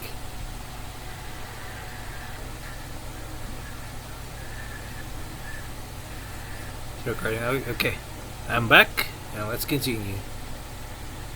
Rose cannot answer. Not when she remains on top of Daisy, her hands poised on either side and her jealousy thrumming up her throat so badly she thinks she might giggle over them. You have a dress, but you're not a. She doesn't know how to say it without sounding like a complete a-hole. She doesn't know how to explain that Daisy fills her up with feelings that are ugly and border more on jealousy and longing than a pure-hearted maiden love. She doesn't know how to say that she cannot consolidate the idea of living from and loving a maiden in a way that does not feel nauseating. No, I mean, you're right, but like, you say that now, but what if it was your favorite dress? Daisy laughs again, the sound echoing around them, melting with the symphony of the night. Da, da, da, da, da, da. Rose can't smother the chuckle that arises in her throat at that. Well then, I guess you would owe me a new. Hey, hey! Violet's grabbing at her shoulders, all but shaking her awake, as Rose blinks blarily into focus, the delusion slipping away like sand. Rose, you. Okay, alright. She's threading her hand through her bangs, breaths coming out in short bursts. That wasn't a dream for you, right? Or like, not a normal one. I mean, you were seeing something right there, and then... Right? Just like... She claps her mouth shut, she claps her mouth shut. Words loud in mild gestures. It takes Rose a moment to register her words, but she nods, and Violet's eyes light up in panic recognition. I wasn't the only one who saw something, right? Last time, and then this time too. There's been something ever since you. And with that, she spins around to Daisy's ever innocent billowing figure. They hover in midair, hands stuck neatly behind her back. Since you show up, we keep drifting off like this, daydreaming into nothingness, putting the whole ass mission at risk. That's you, isn't it? Yes, it is. Don't you dare try to. She stumbles mentally, coyoting the air as Daisy accepts the allegations without protest. So you admit it. Well, yes, my presence has helped the others fully realize thoughts and feelings of their own. It's not exactly causing daydreams, however. A better descriptor would be guiding you to introspection. At times like this, I believe it to be a beneficial process. Violet looks like she might explode. Beneficial? You think distracting us in the middle of a mission is beneficial? She punctuates her outrage with wild gesticulations. Rose, still groggy, watches the exchange with a numb sort of fascination. Don't you realize how dangerous that is? We could fall into one of your daydreams mid-mission, and then what? We'd die. We'd be stuck now in nowhere land with our hands on, say, an oxygen trigger, and before we could do a thing about it, we'd be slipping our hands and unsealing the and absolutely deader than a doornail. I can assure you in full confidence I'll make sure such a thing does not happen. I have enough expertise in this area to make sure that such daydreams will not hit you at any moment less than it's completely safe. I don't want you messing around with my damn head. Violet's chest heaves, panic rising rather than settling. One hand remains crossed over Rose's body, and despite circumstances, she can help but feel somewhat touched. Triple dots.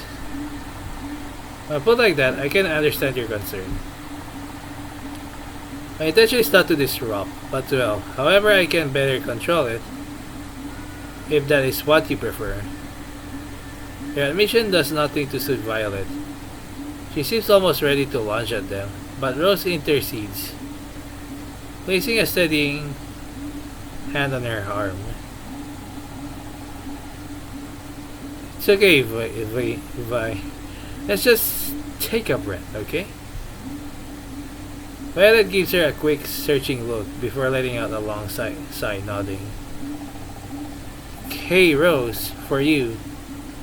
But I don't want this happening again, understand? Daisy simply nods. Compared to Violet's barely suppressed turmoil, they are the picture of serenity.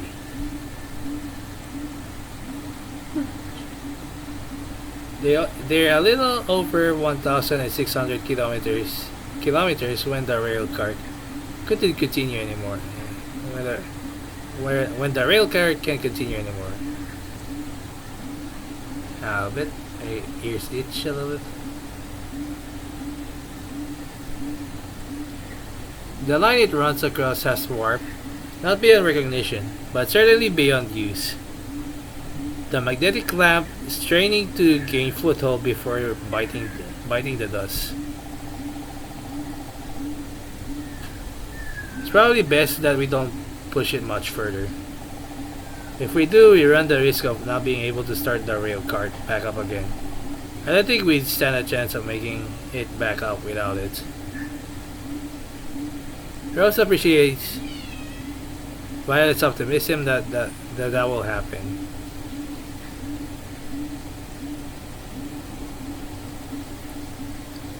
Abandoning the rail cart means fully donning their suits. Rose puts them out of their containers, handing Violet hers. She nods curtly. Daisy peers over Rose's shoulders, but makes no comment on the matter.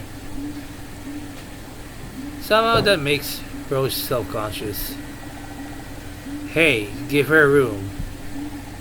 It's fine, they're just curious, aren't they? I don't think there's any harm in their looking. As they finish, Daisy clasps their hands together, leaning over in the air, till they start turning. Very sophisticated, I must say, if a bit dusty. Daisy's gaze track over the suit, drifting closer. Blue Rose, I do not believe that yours fits you very well. Triple dots. But seriously, how am I supposed to respond to that when they're this close? I mean, we literally had them size for us, so that's plainly not true.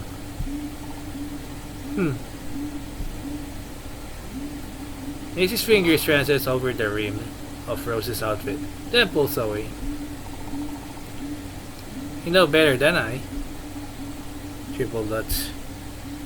Before Rose steps outside, she holds down one of the buttons on the arm of her suit.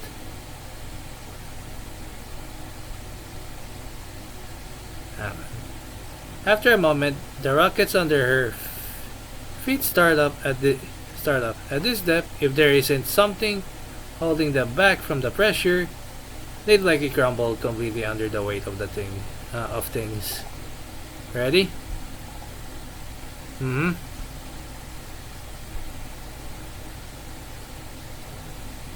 All that looks back at Rose when she glances at Violet is nearly an inch's worth of glass. It nods back at her, and then with force it pulls back with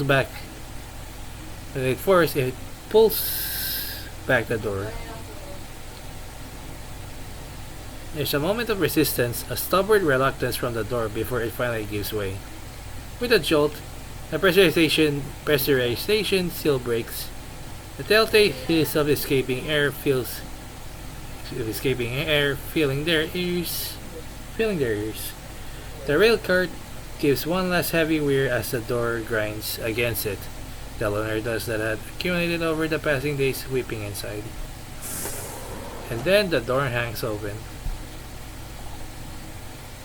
Triple dots. It's so quiet.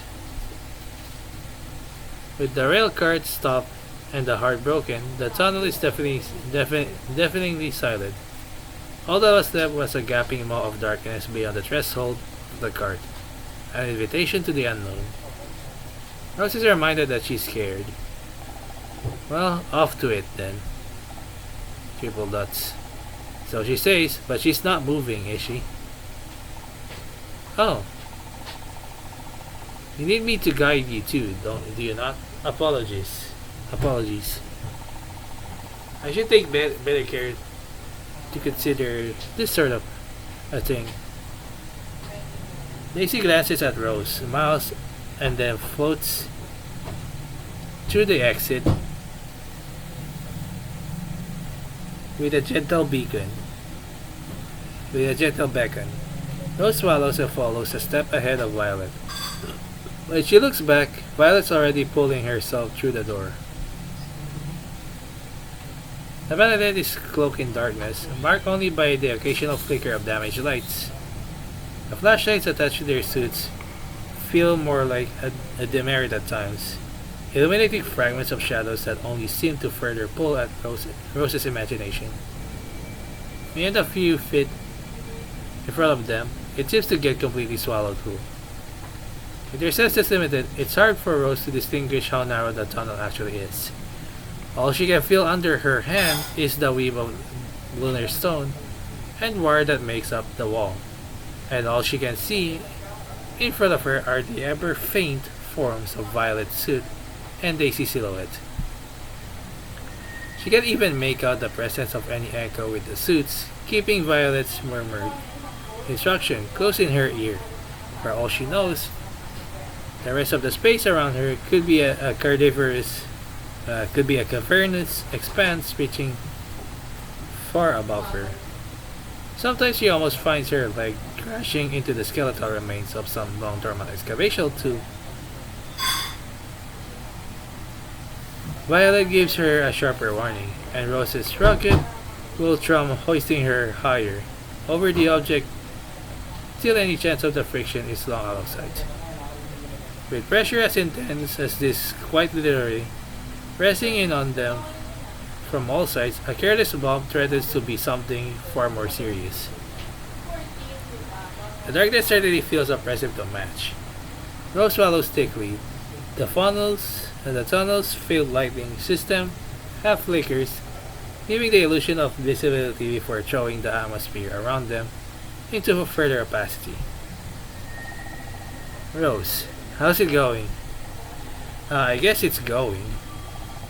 That's the sort of thing that some people say when they don't want to answer it with something depressing. Like, I'm actually doing incredibly shite. Thanks for asking, right? She's trying to lighten the vibe, so she must be really out of her element. Good thing I'm not some people then. Not some people then. Heh. The tunnel seems to stretch on forever.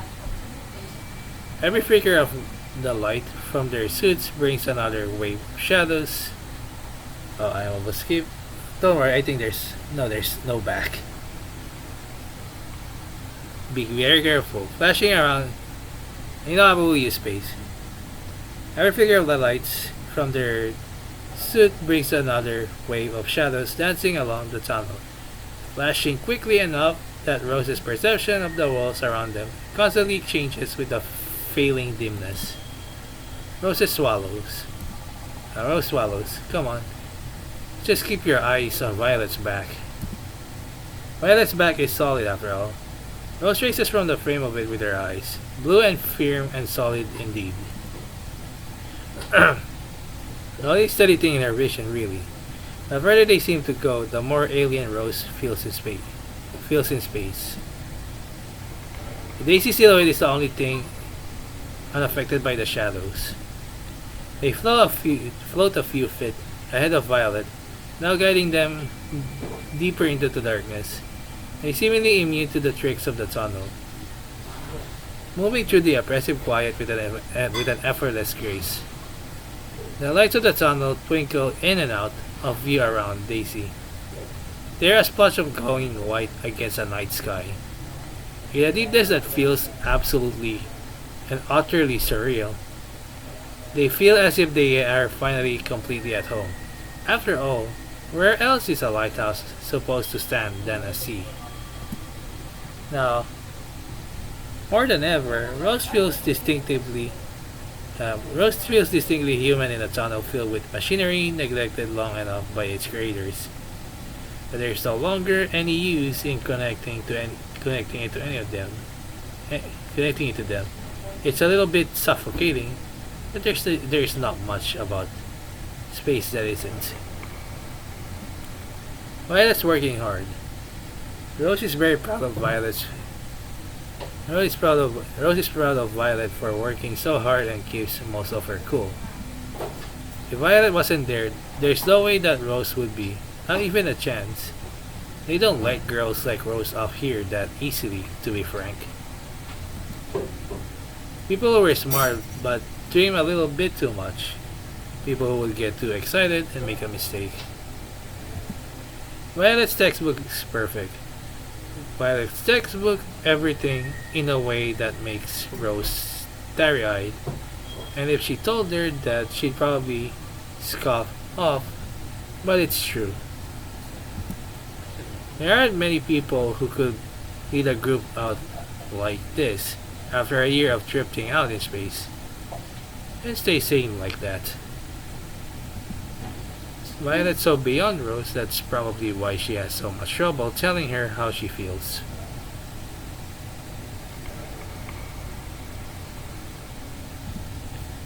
And with Daisy, and of course there's Daisy. Triple dots. Triple dots. Triple dots. Their figure, usually a peaceful interplay of chrome and soft, oscillating gears, marks before Rose's eyes.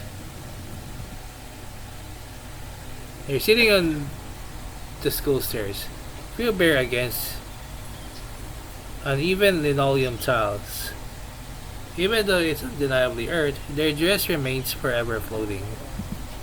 It's a constant play of things that could happen and things that couldn't, enough to tempt Rose beyond her limit. This sort of thing is unfair.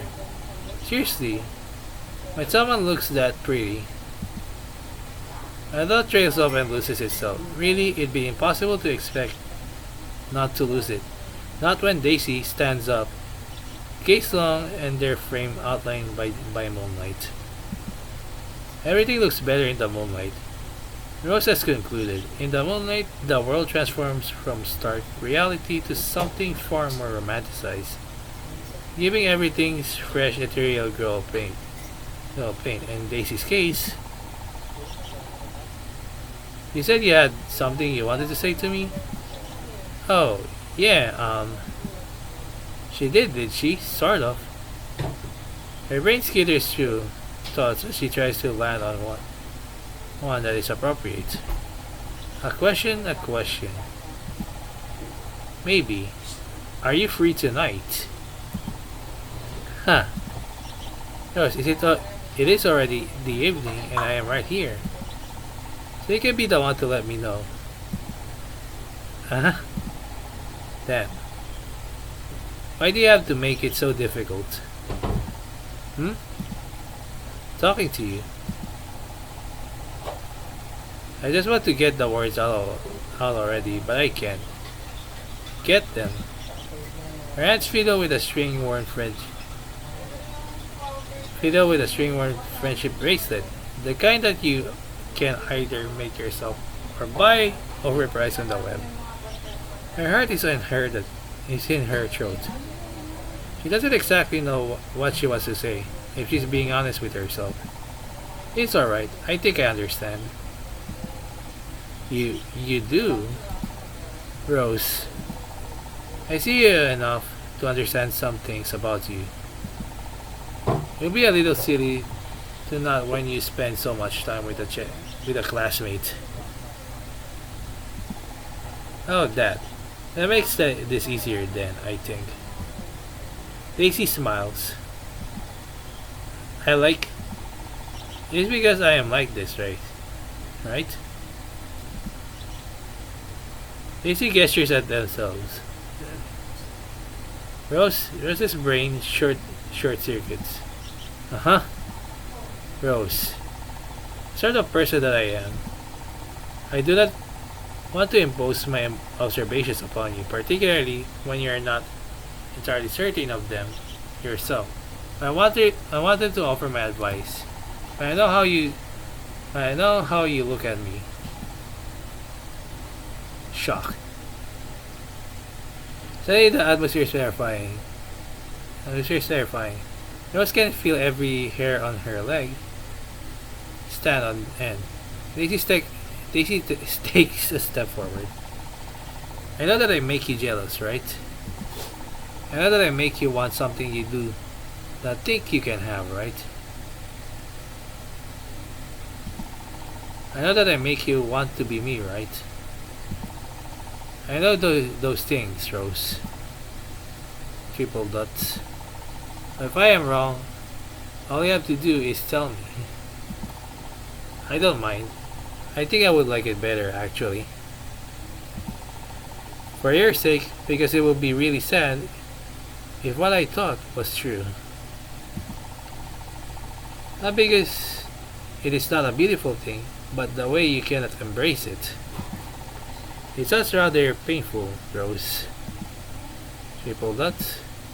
Rose can't talk. If Rose spoke, she doesn't think she could stop herself from agreeing.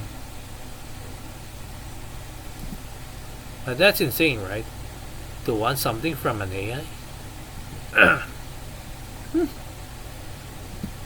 An AI is not human. An AI isn't human. Even if an AI is every bit as perfect as the moon, they cannot and can never be human. Even if a human is every bit as full as the moon, they cannot and can never be an AI. It's insane trying to get something like that straightened out. Rose's hands goes towards her chest subconsciously. It is okay, Rose. I can sympathize. I wanted much from my creator as well. But the difference was that there was a fundamental differing. A gap that could not even thought to be bridged between us. She tried, but when she failed to return, I was afraid that any chance that I had was gone. When she failed to return, something inside me. It's not the case with you, Rose. You think that you do not have what it takes, but it is so obvious to me that you are already there. You just do not have the label for it yet. Triple dots. It's okay. Triple dots. That's cruel, you know? You have just said no. You should have. Like V. If I could have had a choice. All that time beforehand, feeling like that. No. There's no wasted time because you don't get it. I want some things, but not in the way you think I do. Okay. I will not push that then. but they reach forward. Rose. Her voice has changed. It is eager, enticing, excited, and with it, Rose's visions splinters.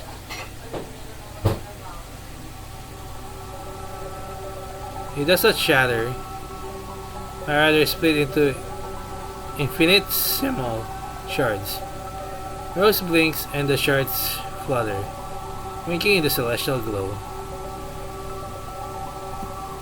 Each one of them contains a fragment of Daisy's form. A glimpse of their dress, the starkness of their skin, the pulse of their eyes. They dance around Rose in an orbit of potentially, painting a chaotic constellation that steals her breath away. There are as many daisies as there are stars, each one a different promise, a different end. In one they are a mother, their tones soft and lullabies encoded in their voice. In another they are a commander, their figure standing tall, an unyielding force against the expanse of nothing. In yet another, they are Rose's lover, their touch is intimate, their skin no longer metallic and cold but comforting against every fragment of loneliness Rose has ever known. Retaking her letter, they're her high school sweetheart, the person she wanted to hide under, the bleachers, with after a failed football game. They're pulling her close, they're hacking up her skirt, they're violets. They're kissing her. They're kissing her. They're kissing her, they're kissing her. Violets. Rose. The shards shatter.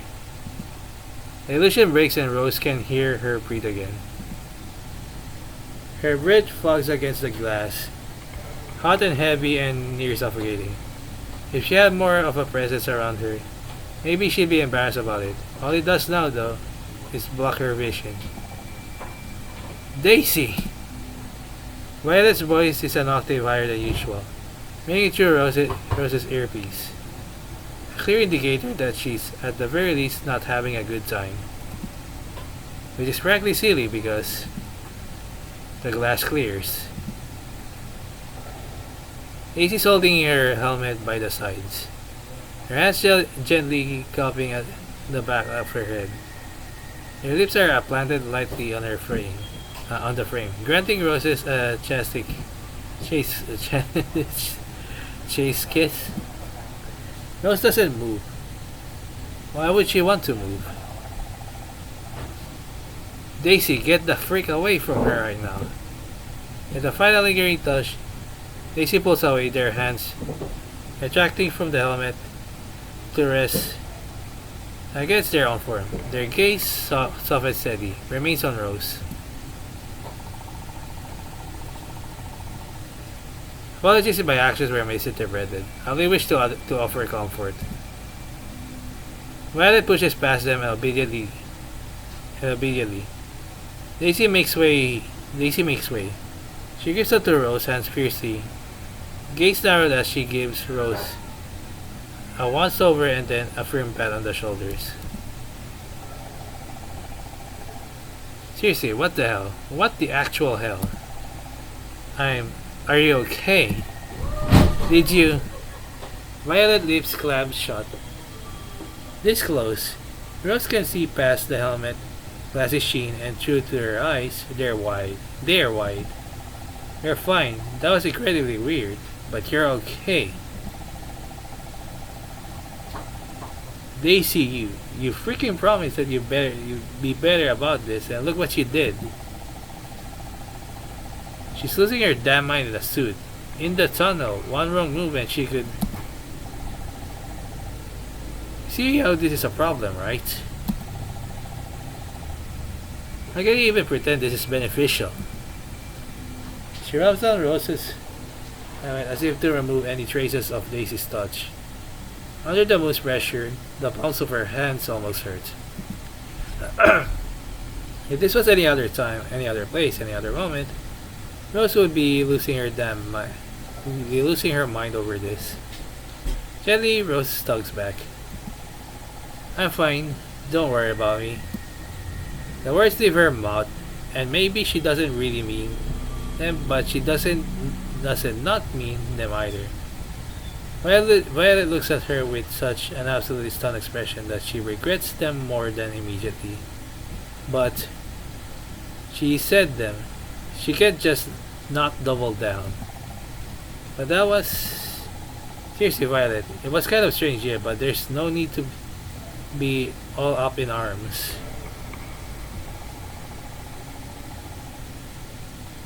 I know tensions are high, but don't waste your energy over this. She gives Violet a reassuring smile. Through the helmet, shell. Violet opens her mouth and closes it. I... sige. Okay, you know what? Whatever.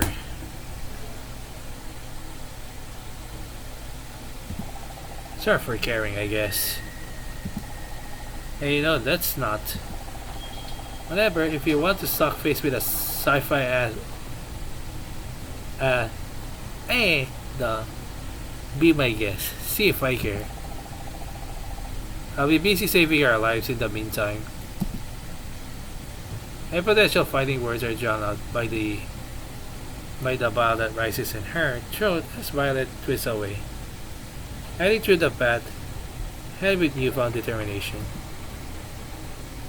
Easy every distance, floats forwards and then to the side. I apologize. That might not have been the best action on my part.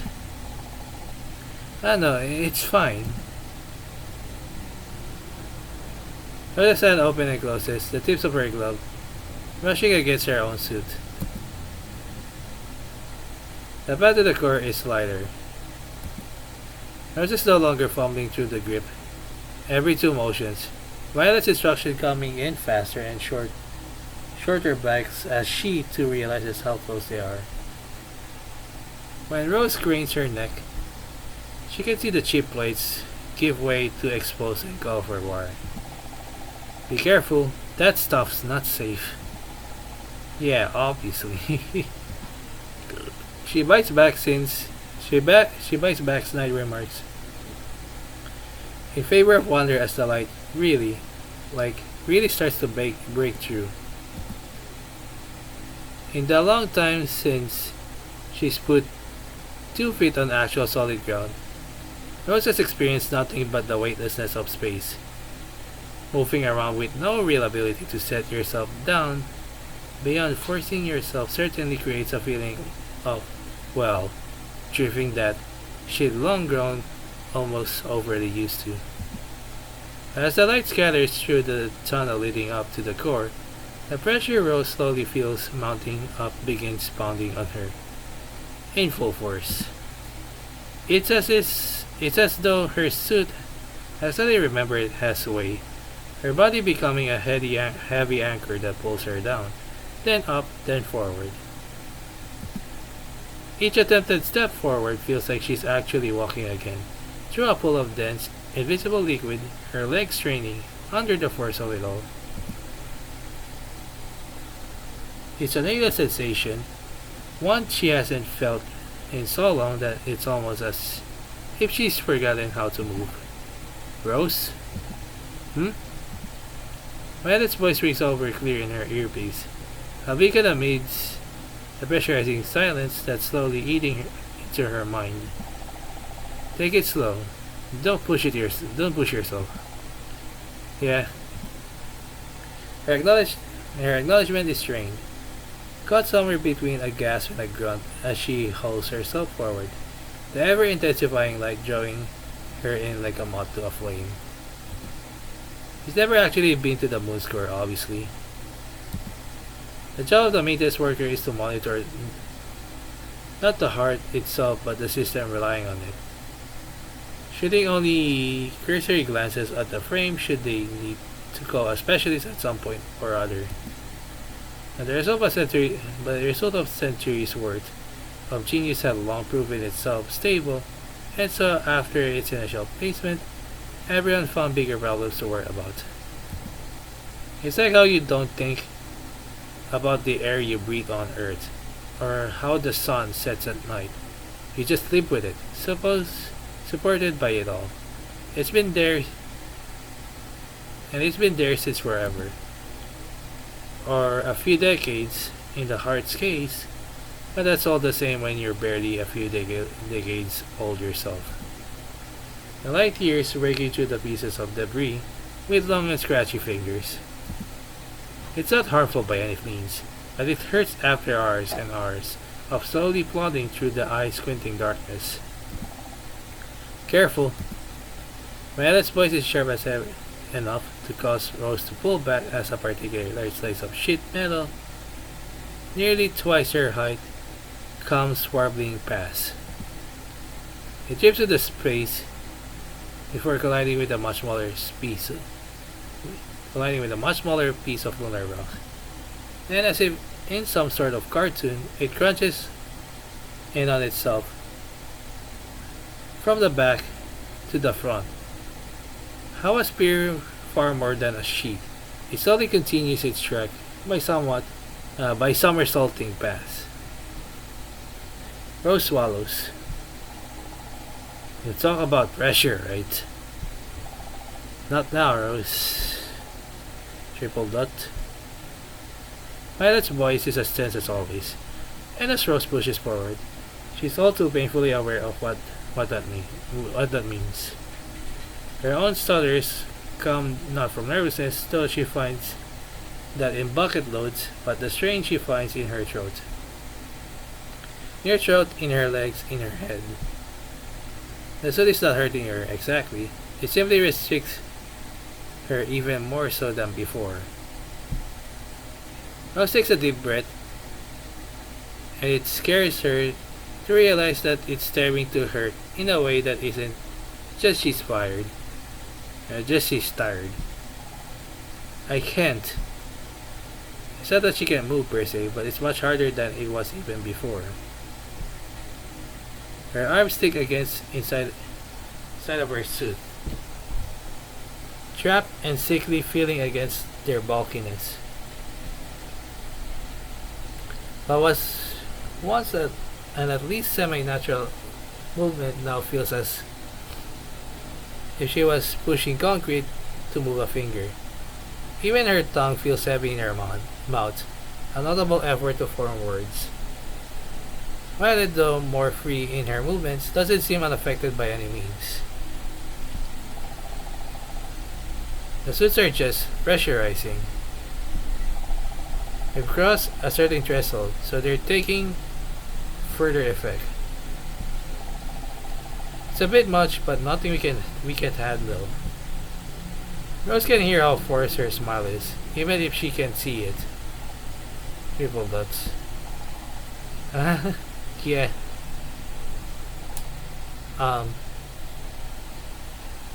She can see it now. She can see the exit of the tunnel, the entrance to the core. Hang on a little bit. The light has long broken through, scattering, and now it's just plain daylight. Like they kindly see in movies when it's nighttime, but the director just really needs you to see for a second.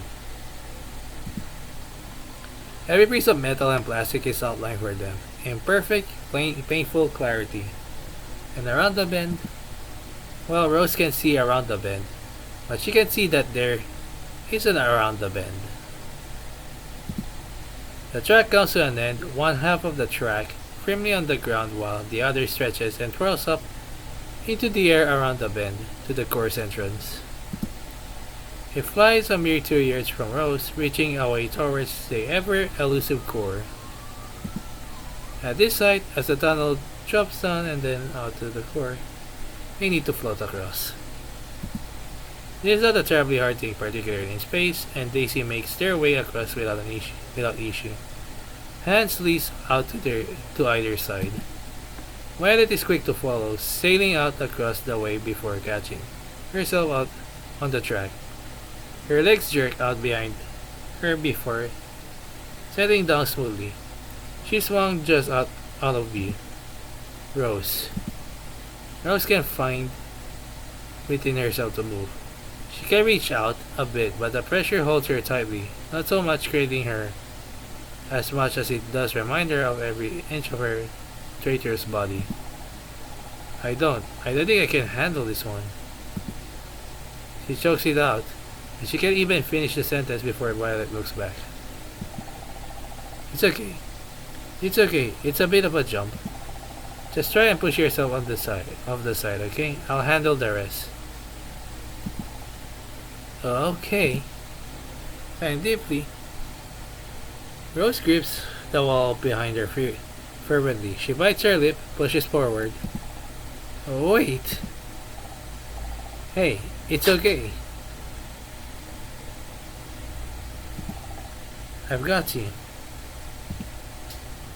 Violet hand wrap around the warped tendril of the track. Reaches her free while out to Rose. Rose can meet her eyes as she grasps at it, fingers slipping and catching. Violet swings Rose forward, redirecting her trajectory around the corner. It sends Rose so far, spinning, that she can't really tell what way is forward for a second, and she finds herself turned towards Violet and Daisy. The latter eyes are utterly neutral, and the former's through her visor, wide.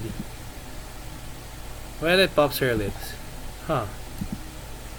Rose's gaze follows Violet, tripping towards where Daisy floats, ever unfazed by their surroundings. That's pretty impressive.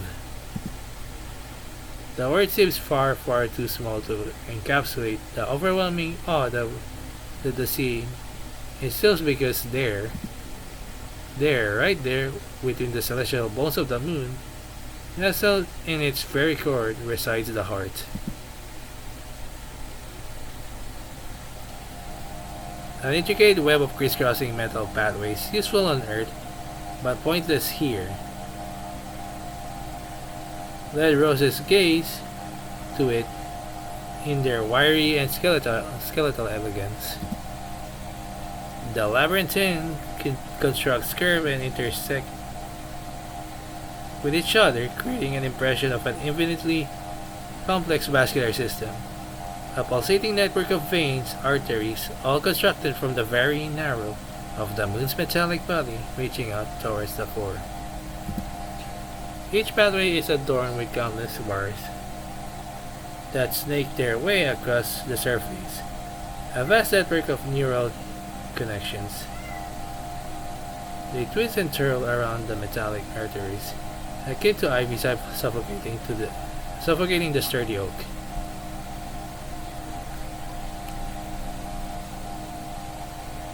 These wires come in a myriad of colors, some glowing with an ethereal luminescence, casting an otherworldly pallor over the moon's metallic innards. Others blink intermittently, reminiscent of distant stars. The space here hums with an electric energy. It is permeated with a sound that oscillates between a whisper and a roar, even through Rose's helmet. It's an omnipresent symphony that is as eerie as it is beautiful, the heartbeat of the heart itself echoing in the vacuum of the moon's core. Every around pieces of floating debris dance, suspended. They glide and twirl through the air, whizzing, speeding, and sometimes altogether stopping before shattering into fragments of dust, and then reforming once more. From it, fragments of disassembled machinery, tool, or stone, each piece of debris adds another piece to the ethereal site before Rose. And there in the heart of the whirlwind lies the heart itself. It is framed by the complex network of pathways and wires, cradled amidst the swirling debris, utterly cold and unmoving. The light that emanates from it makes it nothing but a white hole against a painfully textured background,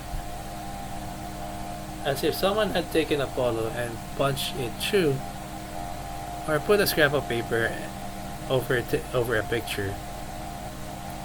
A letter void of white, it sits there a silent and broken monarch. It's like a rib cage, Roses realizes. The moon in its core is the heart's rib cage. No, that's not exactly right. My rib cage is the heart's rib cage. We do not need to make up one for the moon in order to supplement the metaphor. Rose is starstruck to really register what Daisy said at first. And even when she does, the indignation is for a different reason. Oh, did I say that out loud? Sorry, I didn't real. Triple dots. Excuse me? There is certainly excuse, though, for what? I fail to be sure of. Cut the crap. Violet's voice is thin from the pressure. What? Are you going to throw down some impulsive BS? Man, Violet really swears a lot when she gets stressed. I do not understand what about my stating facts can be considered either impulsive or BS. The art is a part of me, as I am of it, and as you can see, it's falling out. I don't possess the capability to re-equip it, or even to repossess it on my own. That would require the help of an external force. I had at least somewhat assumed that you both were familiar with this. From your actions, I will assume it is not the case. Yeah, no freaking shit, it's not the case. Her anger boils over, tingling her words with a fiery edge that even the chilling pressure of the core couldn't quench. Daisy's calm explanation seems to have hit a nerve, and Rose can't help but flinch at the intensities of Violet's reaction. Rose, be quiet for a second. Her voice echoes around Rose's helmet, reverberating before being swallowed by the hum surrounding them. Rose is too numb to feel hurt.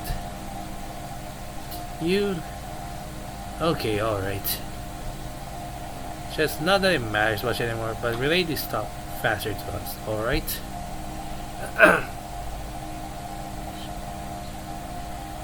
We're supposed to be able to deal with this stuff, and you're supposedly later manufactured to help us. So being a bit quicker on the draw with any relevant information would be preferred in the future, thanks.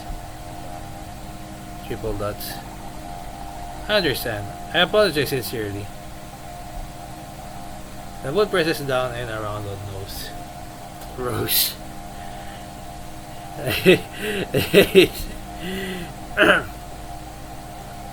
Yeah, my throat is not really doing good at reading long. The pressure peaks, and with it, the small lights inside of her helmet began to flash rapidly, only adding to the expounding headache that she finds drawing more intensely. She groans, trembling under the weight of it all as it pushes down on her head, her lips, her chest. Rose can hardly take it. Her heart pounds. With as much precision as she can muster, she uses the propulsion from her suit to create enough resistance that the force of impact between her and the ground is only bruise-worthy instead of bone snapping. Violet follows shortly afterwards, but Daisy only floats, hovering in space and seemingly unaffected by the near violent pressure. But is that all we need to do? Pardon?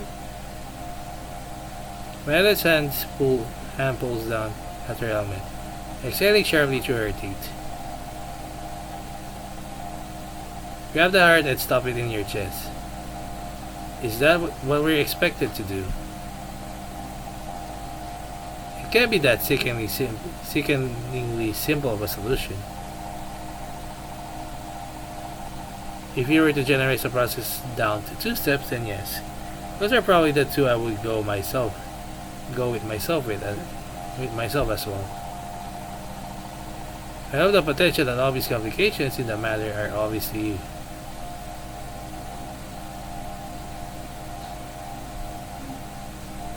Maya looks at Daisy with as much dryness as she can muster. Complications, really? For the starters, your suits are quite a problem.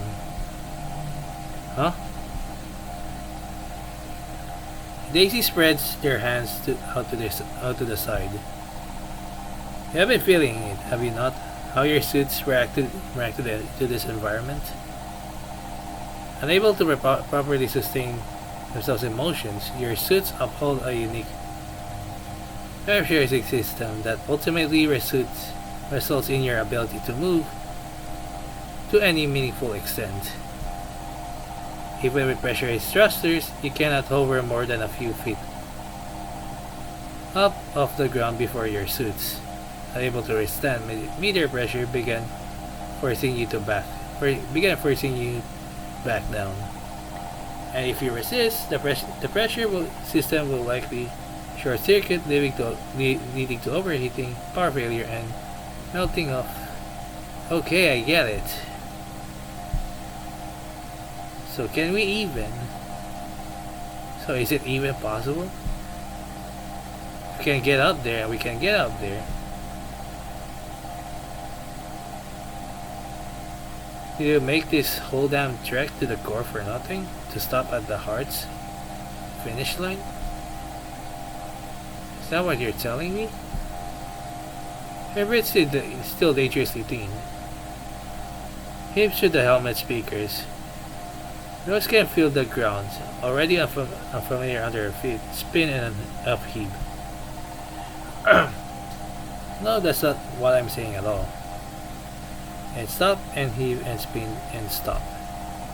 I said your suits are the problem.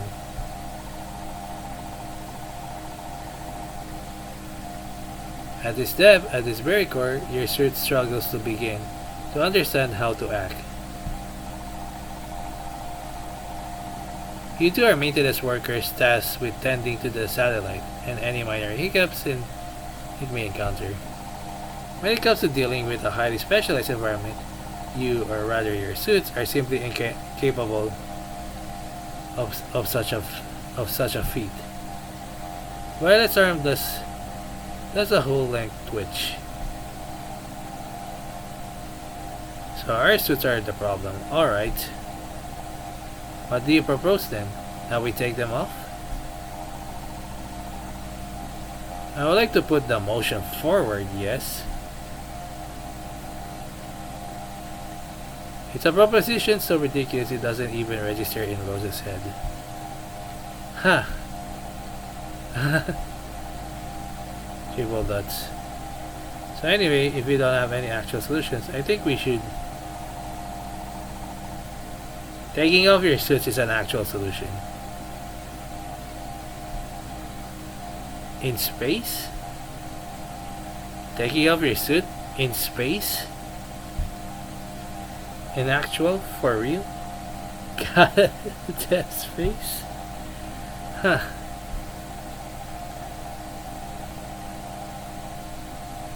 I'll be honest, out of all the ways I thought you might stop and kill us, this wasn't one of them.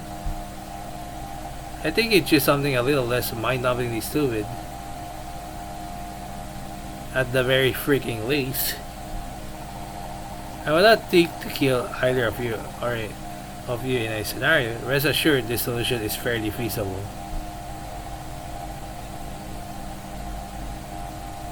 Launching a human into the vacuum of space and expecting them to not die is fairly feasible. Expecting us to last more than 5 seconds, no. 2 with so much as our helmet crack open is fairly feasible. What the hell is that even supposed to accomplish? Because the only thing I could even fathom is to consider is our debts, so just putting that out there. Triple dots.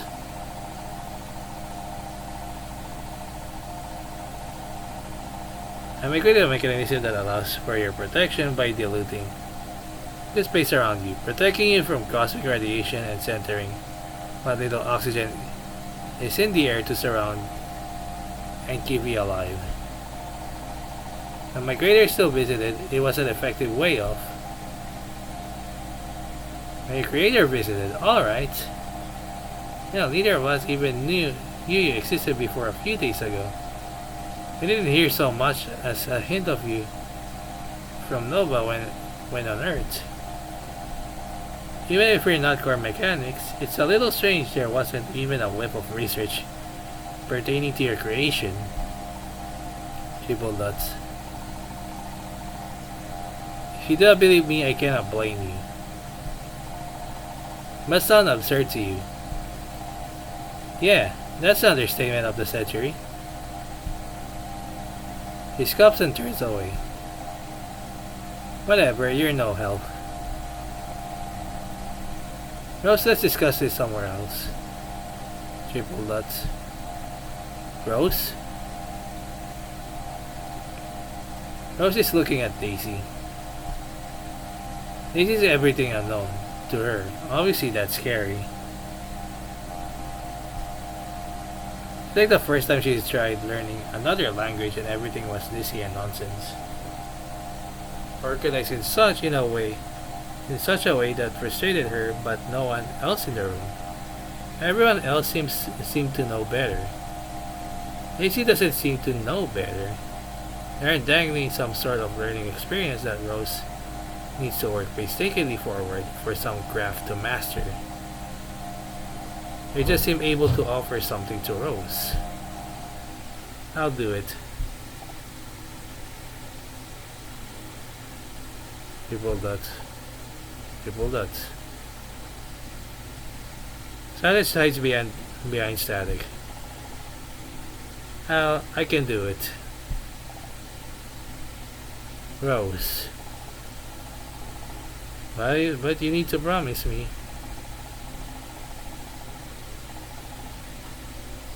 You need to promise that if I take it off, that I'll be fine, that I'll be safe. You need to promise me that it's worth it because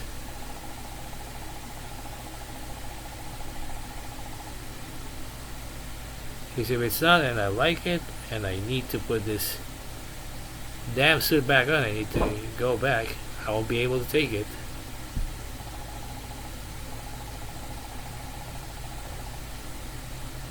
If the moon can mock me, if I can be seen the way I want to inside the moon, then I swear she doesn't have a good follow-up or a good threat. Her tongue latches to the top of her mouth and she struggles to breathe, cheeks hot and flush. All she can hear is repeated static of her own scattered breathing, echoed back at her through the helmet microphone. Is that really how you feel, Rose? Rose cannot bear to look up. For such an astronomically unlikely chance, for such an incredibly stupid proposition, you think that taking your suit off for that is worth it. Maybe you think it's stupid, but I don't. Oh, sorry. Sorry that I don't think taking off your suit in space is the brightest thing someone could do. Well, we don't have much of a choice here. We don't have the luxury of being the brightest. This is about survival. Okay, but is it?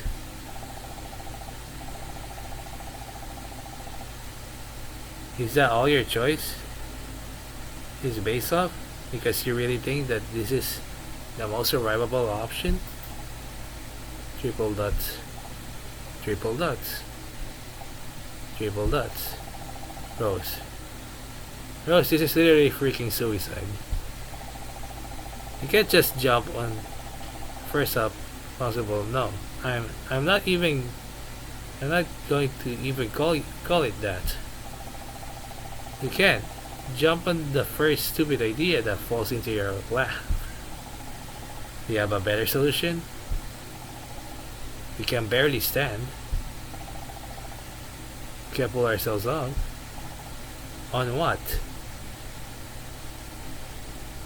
The gestures at the space around them. Pieces of debris collide and dissipate.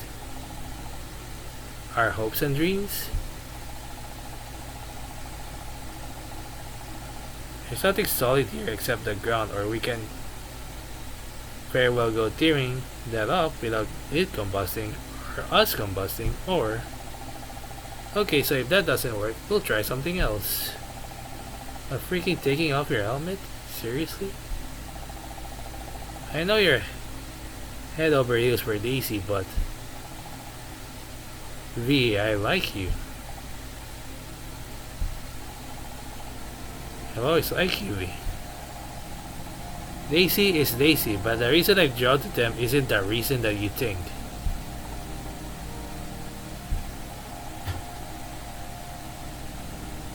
I really, really like you, V.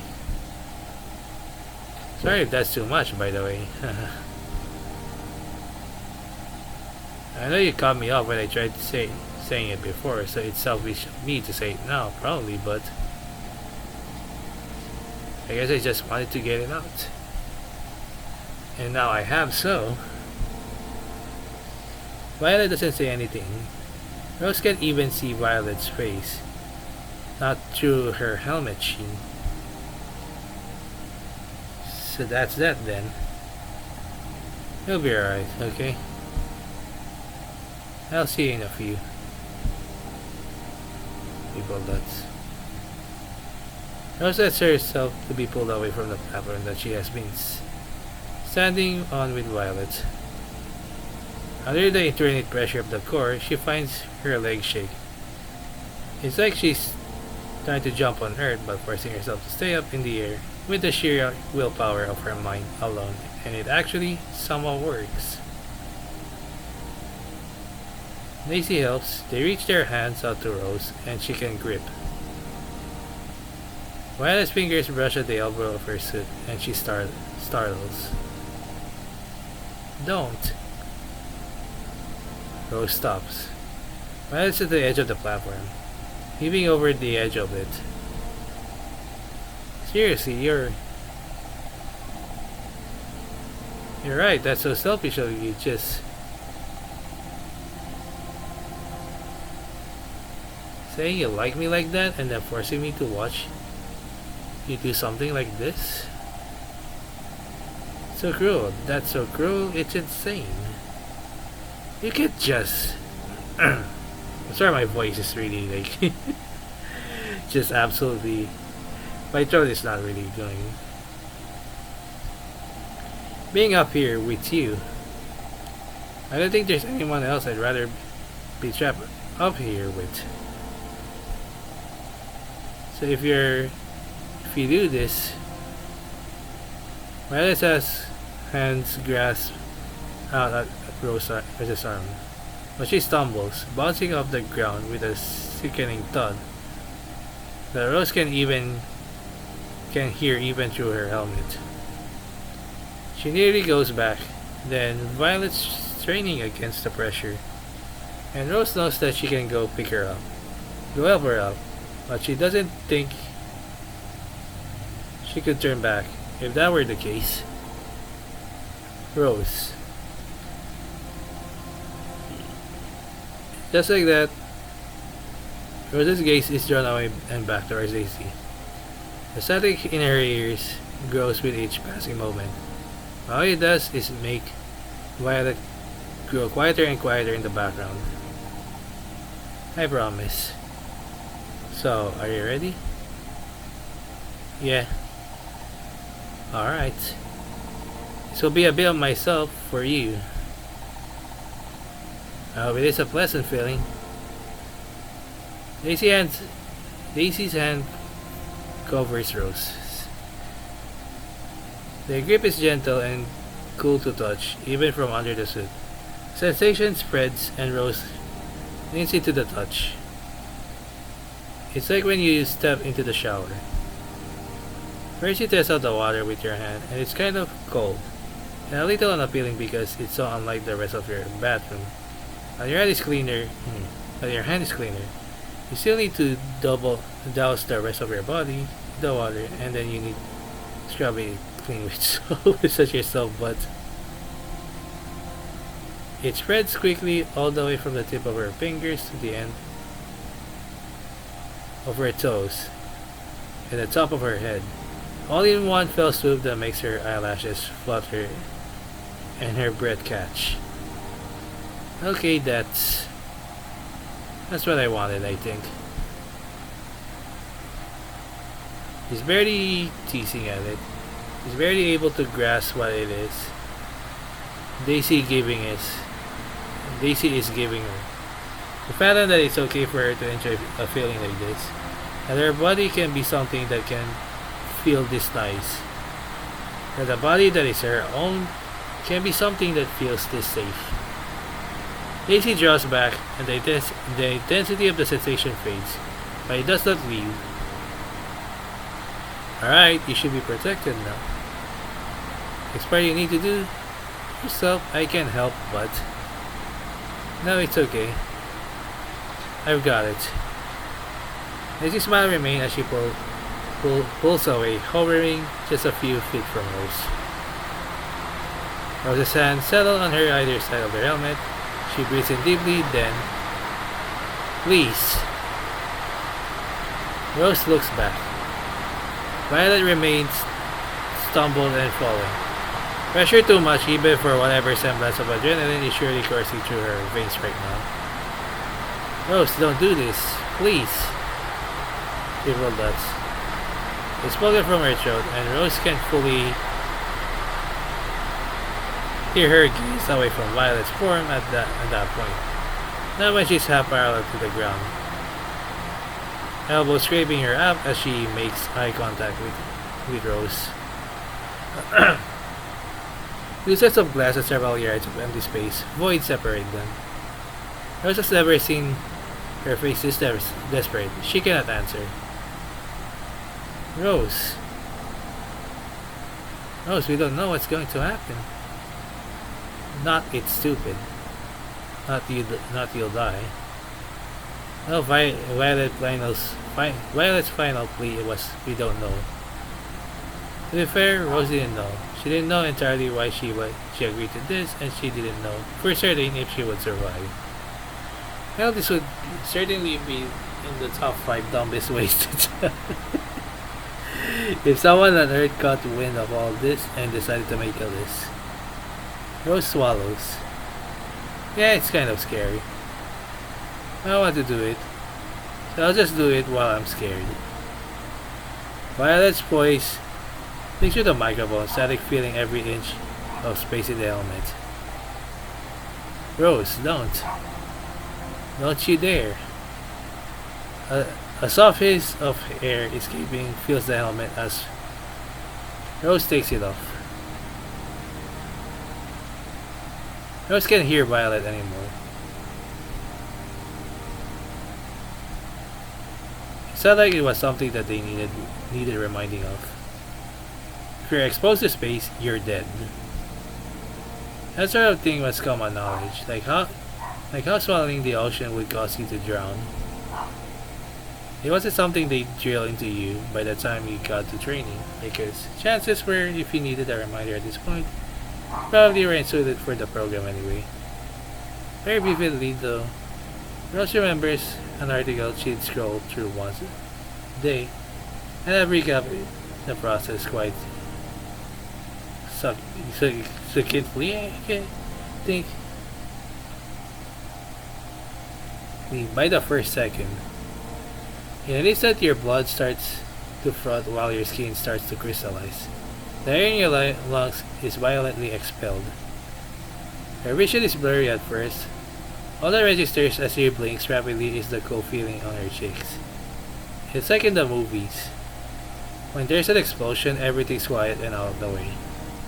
Then your ears start ringing and you realize that there's so much happening. But you're hardly in the space to comprehend it. By the 5th second, with every fleeting moment, a barrage of pollens and particles assail your cells, triggering mutations. Far away, Violet's screaming. She's screaming with every ounce of air that remains in her lungs. The speakers from the helmet keep peaking, but Rose's already let it go. It lays suspended in air, inches away from Rose's fingers. By the 10th second, her body starts to swell, decompressing your cells faster and faster. Rose's chest flutters. It occurs to her for a second that Rose might be dying. Reaching 30 seconds, your tissues are completely devoid of oxygen. Your entire blood circulation system collapses. Violet screaming. Why is she still screaming? Can she see that I'm flying? I see it's in Rose's vision. And then at 31 seconds, you've died.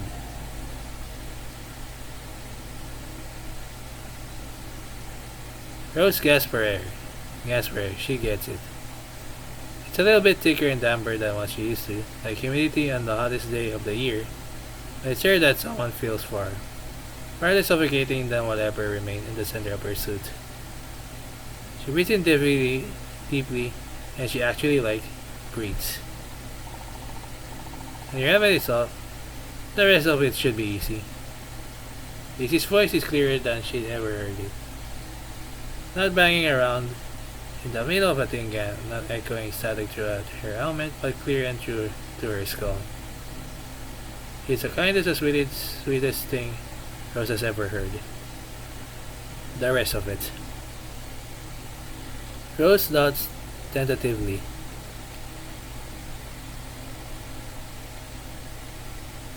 Daisy reaches around to the back of Rose's neck.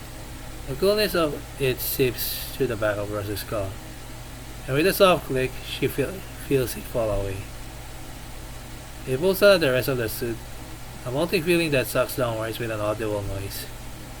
It's a comfortable and freeing, or freezing? Freeing, I guess. The same way that ripping away an old band-aid is a comfortable and freeing, because it's been there for so long that she's only been wearing it for a matter of hours, so why? And it hangs heavy and resilient. Just a little more, and the wrappings unfold. The first outer layer is covered in the stiff plastic and metal frames. Her light follows her flashlight, spinning wildly in the dark. Her radio, her uses oxygen tank. If it hits another piece of floating debris, and punctures implodes, and she can feel the gas it throws out on her bare face. Then is the inner layer life support that ranges from temperature control to urination padding. This one feels like all dead skin. It inches and frays in parts that she no longer has use for, pulling at hair and moles, and pimples that she let form because it's awful hard, to take care of your body in space when you didn't even like it that much. The suit leaches her arms. It's sticky and thick like mosquito nets and stained mattress covers in the summer. It screams at the thought of being let go, and at being abandoned, and thought to Rose wants it needs it off. There's a part of Rose that feels bile rise in their throat as they do so. It's not painful though, it's bittersweet. Rose falls in on themselves as they let their suit shed itself away.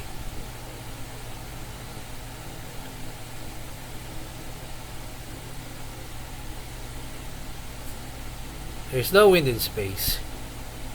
As a result, you can still see the very first footsteps left on the moon by those earliest explorers. Sometimes when the sun is out and they're wearing the proper protection, Rose goes out and looks at them through the satellite's window. There's a certain time at a certain angle where the sun casts a shadow and you can make out the remains of prints that never left. But Rose feels something being brushed away now. They finally bring their eyes to open and they, out of the corner of their eye and as their helmet floats away, they catch a reflection in a piece of floating debris. They're crying. Oh. They rotate slowly in midair, releasing their helmet from their grasp and no longer hindered by the suit's pressurizing systems. Something has changed. Something fundamentally at the core, everything short of molecularity has changed.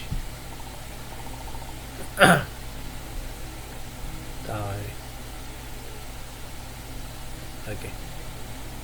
Rose, can you hear me? Her voice cuts through space, echoing in the core.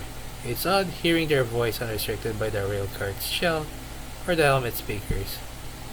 Rose blinks.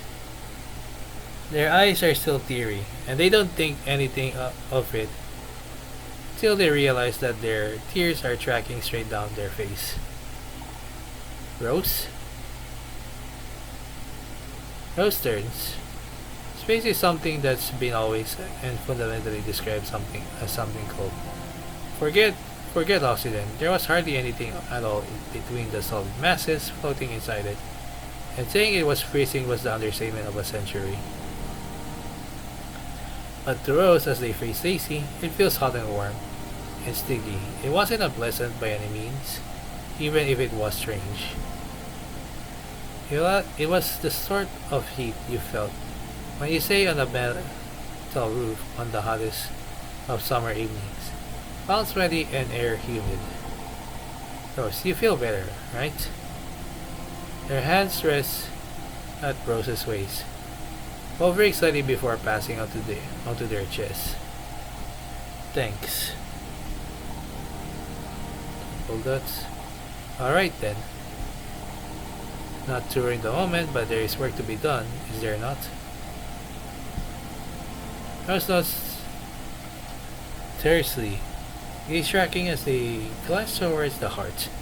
It's presiding over them with a shine that doesn't waver, beautiful and holy as ever. All you need to do is bring it over to me. The rest should be far less complicated. It is just fixing a machine.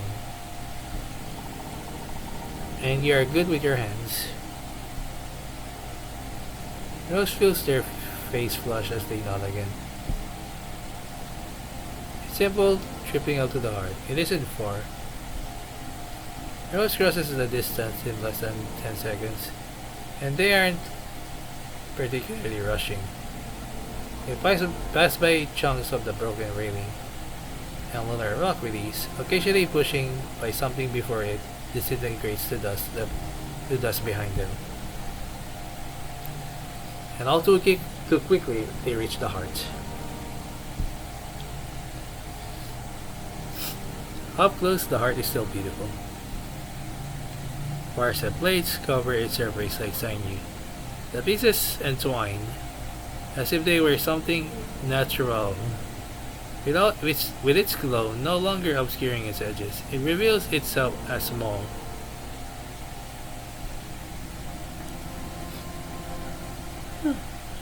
Incredibly and almost painfully small, in such a way that makes them almost afraid. The fact that their entire life, the entire moon, relied on something so small and fragile, that this thing so much as if hiccuping has caused them so much grief. They swallowed and reached out to it. Like the rest of Daisy, it is too cool to touch. It is cool to the touch. There is an undercurrent of energy pulsating with a life of its own.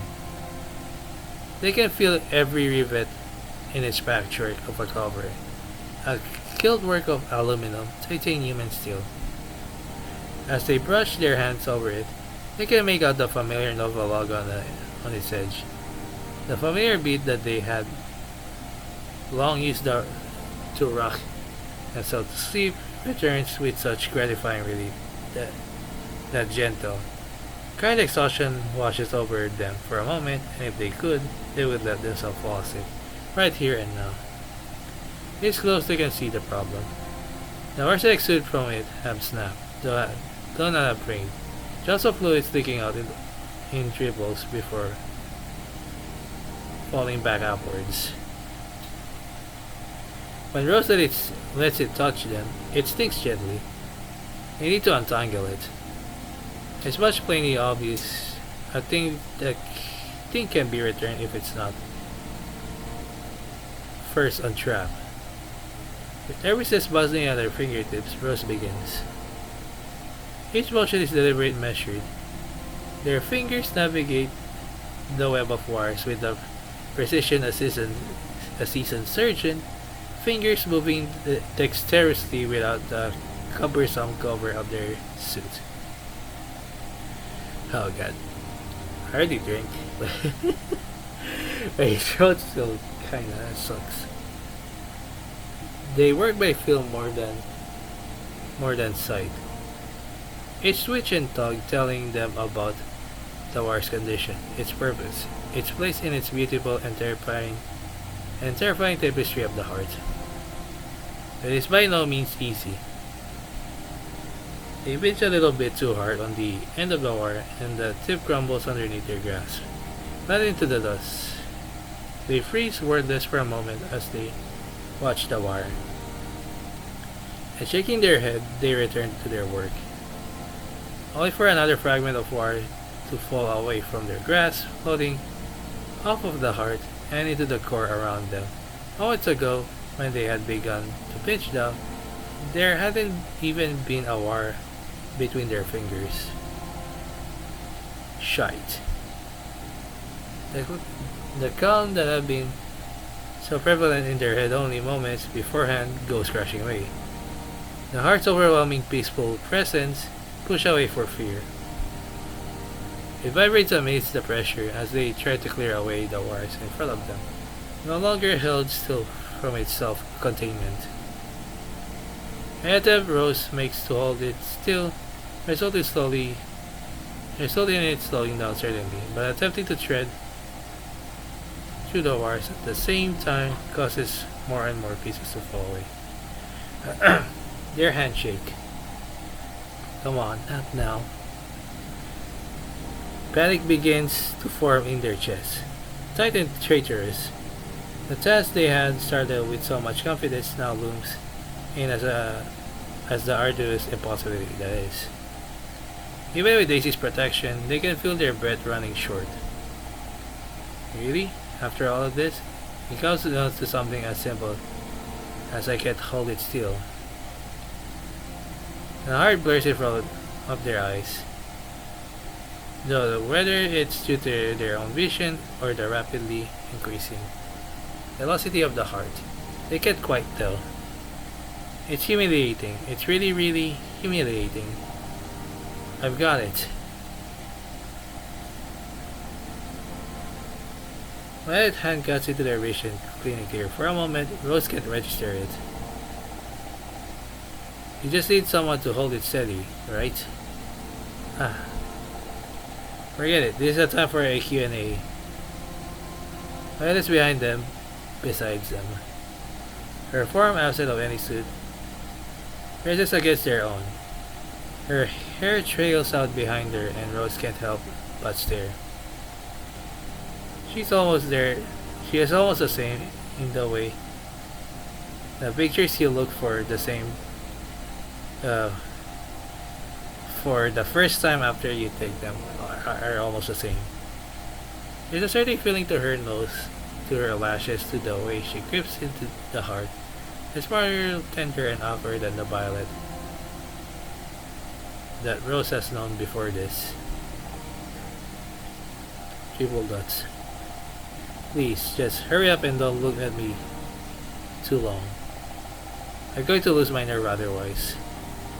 Right. If you just hold it here then, and move Violet's hand underneath their own, and their vision and fingers trembling as they guide her to cradle the heart. You can just do that then. Okay, got it. Thank you. They breathed out so quiet that they're not sure if Violet could hear them, even this close, but like I said, don't mention it. Violet's throat is right up against their ear. They can hear her swallow. I appreciate it. I'd be a little upset if you didn't, honestly. I felt like I was going insane every step of the way up here. Well, not so much step, but let's triple that. Let's can hear Violet's real breathing in real air. This is really scary. I'm really scared. What scares me infinitely more than frick. The heart slips from Violet grasp in an instant and Rose helps on it unceremoniously, at least floating dangerously close to one of the rapidly spinning debris chunks before veering off course. Rose's own heart pounds in their chest as they find the heart close to their arms, wires spanning out to either side of their shoulders. Shite, are you alright? Rose. Yeah, sorry. I'm just really happy right now. Violet clicks her tongue and it echoes around the court. At a time like this, you're happy? Say that for when we can fold our arms together and say something cliche like mission accomplished or something. So right now, Daisy's chest is still empty. Well, not for long. Violet rolls her eyes, but she's smiling as the two of them drip down.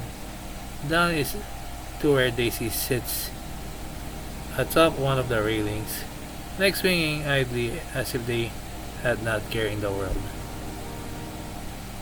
Rose cradles the heart securely in their arms, navigating the environment with ease.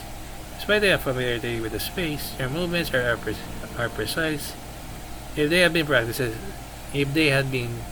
them for decades, I will assume it went well. Sorry, that was a lie. I do not need to assume when I can see plainly in front of me that it did go well. Just one more step now, and it is done. It's not that big of a deal.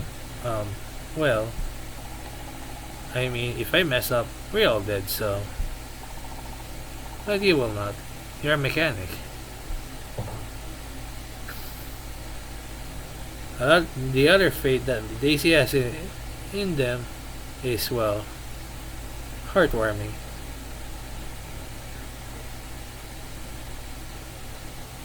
Violet hovers at Rose's side, her eyes fixed on the heart. There's an unspoken tension in the air as Rose moves to slot the heart to its rightful place, a feeling that's most palpable. The wires slide in first, pulled forward with a kind of magnetism. They flow like streams of silver into the surrounding crevices in the mechanical body, intertwining with Daisy's internal structures. One by one, they connect, glowing with artificial life. The rest of the mass follows, its place fitting seamlessly into the gaps. Every piece aligns perfectly, like a well-crafted puzzle, allotting in a symphony of soft clicks that echo. Violet's hand aids Rose, guiding and supporting where needed. Together they watch as the heart gradually becomes one with Daisy again, the boundaries between them blurring until they are indistinguishable. The final bits of it snap into the place with an almost musical note, resonating with the hums of machinery in the otherwise silent chamber. Daisy's body melds with the heart, and when Rose blinks, it looks as if it had never been lost in the first place. Daisy shudders, perhaps the most unnatural motion they have ever made, and their eyes close. For a second, the lights flicker, turn off. Everything in the chamber seems to be holding its breath.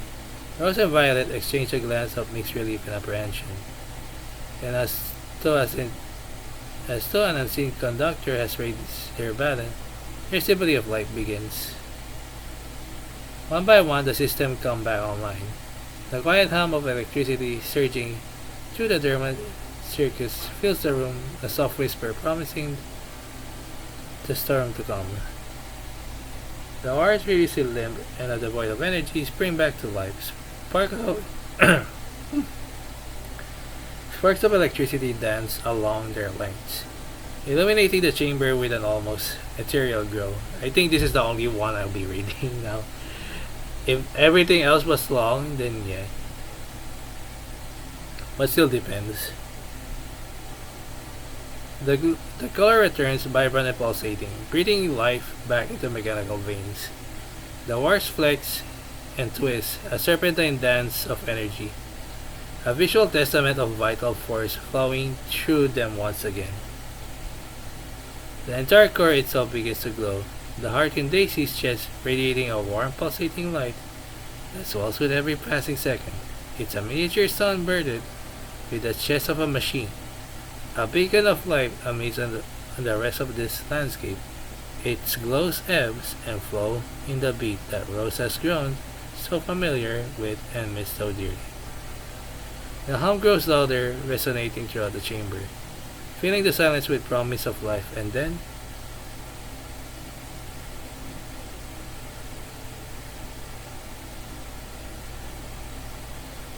Daisy's eyes flicker open, radiating a vibrant glow that cuts through the semi-darkness. The life within them is undeniable, a bright flame that fills up Rose's own chest. The two of them watch can only watch breathless as Daisy surges back to existence. Triple dots. You do not need to hold back. If you would like, you may come here. In a search of pure unadulterated joy, they do.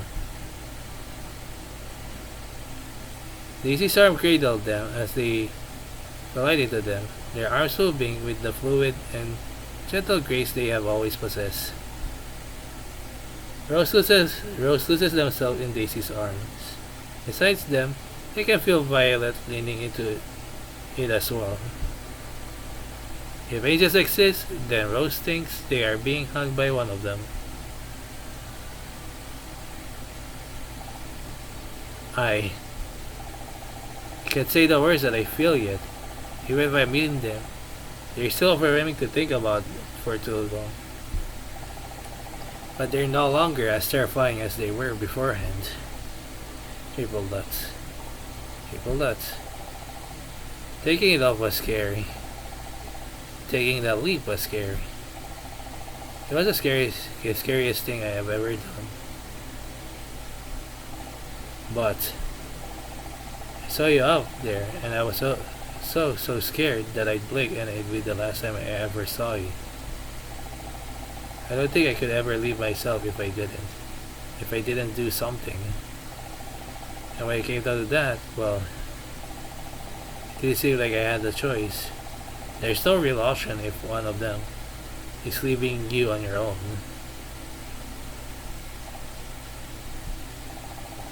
More scary than taking off my helmet was the thought of losing you. And even if there be something else, even if you had been fine doing it on your own, I'm glad. I'm glad I was able to help, that I stepped out. Wait. Okay, nothing miss. Being held like... It's nice, right? Violet does not respond. She does not need to. Maybe if it is not right for me to say this, and I am not capable of passing proper judgment, However, even I am, even if I am lacking in the means to do so, I know that my creator will be so happy to see this. It's okay. This can be your feeling too. Triple dots. You are right. There's no purpose in holding back at this point. I am proud to be the both of you. I am happy for the both of you. Doing something unknown is frightening. Saying you're doing something that could change you forever is frightening. But you did it, and this time, things turned out okay. I'm indescribably happy about that. I am too. Me as well.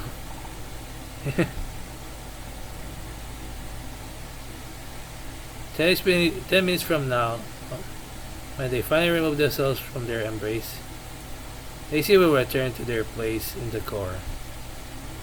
Rose will cry, Violet will too, if less. Maybe they will speak to each other again. Maybe they won't. Neither of them want Daisy to be lonely anymore. To be too lonely anymore. Now when they learn all the love the moon has to offer. Of all the love the moon deserves. But for now, not to sound too sentimental or anything, but I think it was a good thing you stumbled into us, Daisy. Huh. Yeah. I don't know what I would have done without you. Even if it was kind of strange a lot of the time. Really, really strange. Next time, ask before peering into our heads, okay? Or anyone's for that matter. I'm glad I met you too.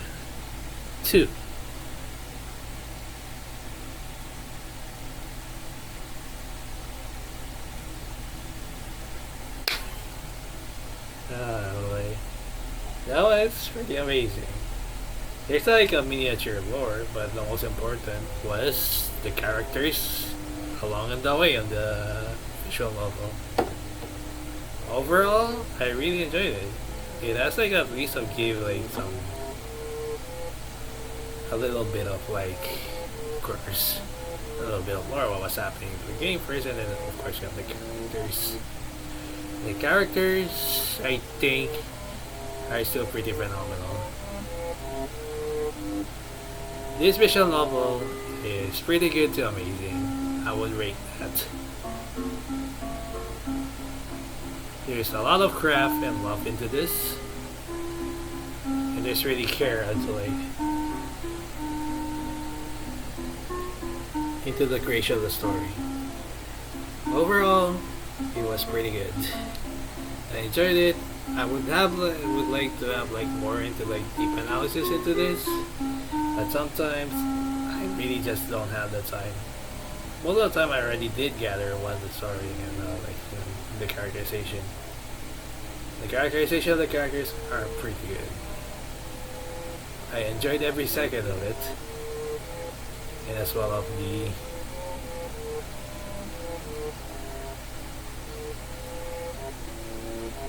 how they were. And as for the story goes, it actually is freaking good.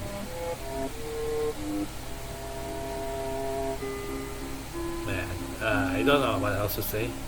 Well, I guess that's for our very first VNCup. Oh boy, my throat is very sore, but I still try to understand the things. Well, it's pretty straightforward. For the characterization, I think there's like some complexity up and still a little bit. Overall, it's pretty fun. Kudos to the creators. Anyway, that's for The Moon Looks Beautiful Tonight. That's our very first VNCup. Don't worry, the next one will be actually short. But boy, my throat is sore. I don't think I'll be doing it right now, right away. Depending on the next one. Yeah. Depending if it will have commentary or not, because my throat. For this one, no, this will have commentary. Anyway, I hope you enjoy. Thank you for reading with me. It's just a visual novel. I hope you enjoy. Thank you for watching. I hope you see you next time. And yeah, see you really actually next time. Bye bye. Stay toasty.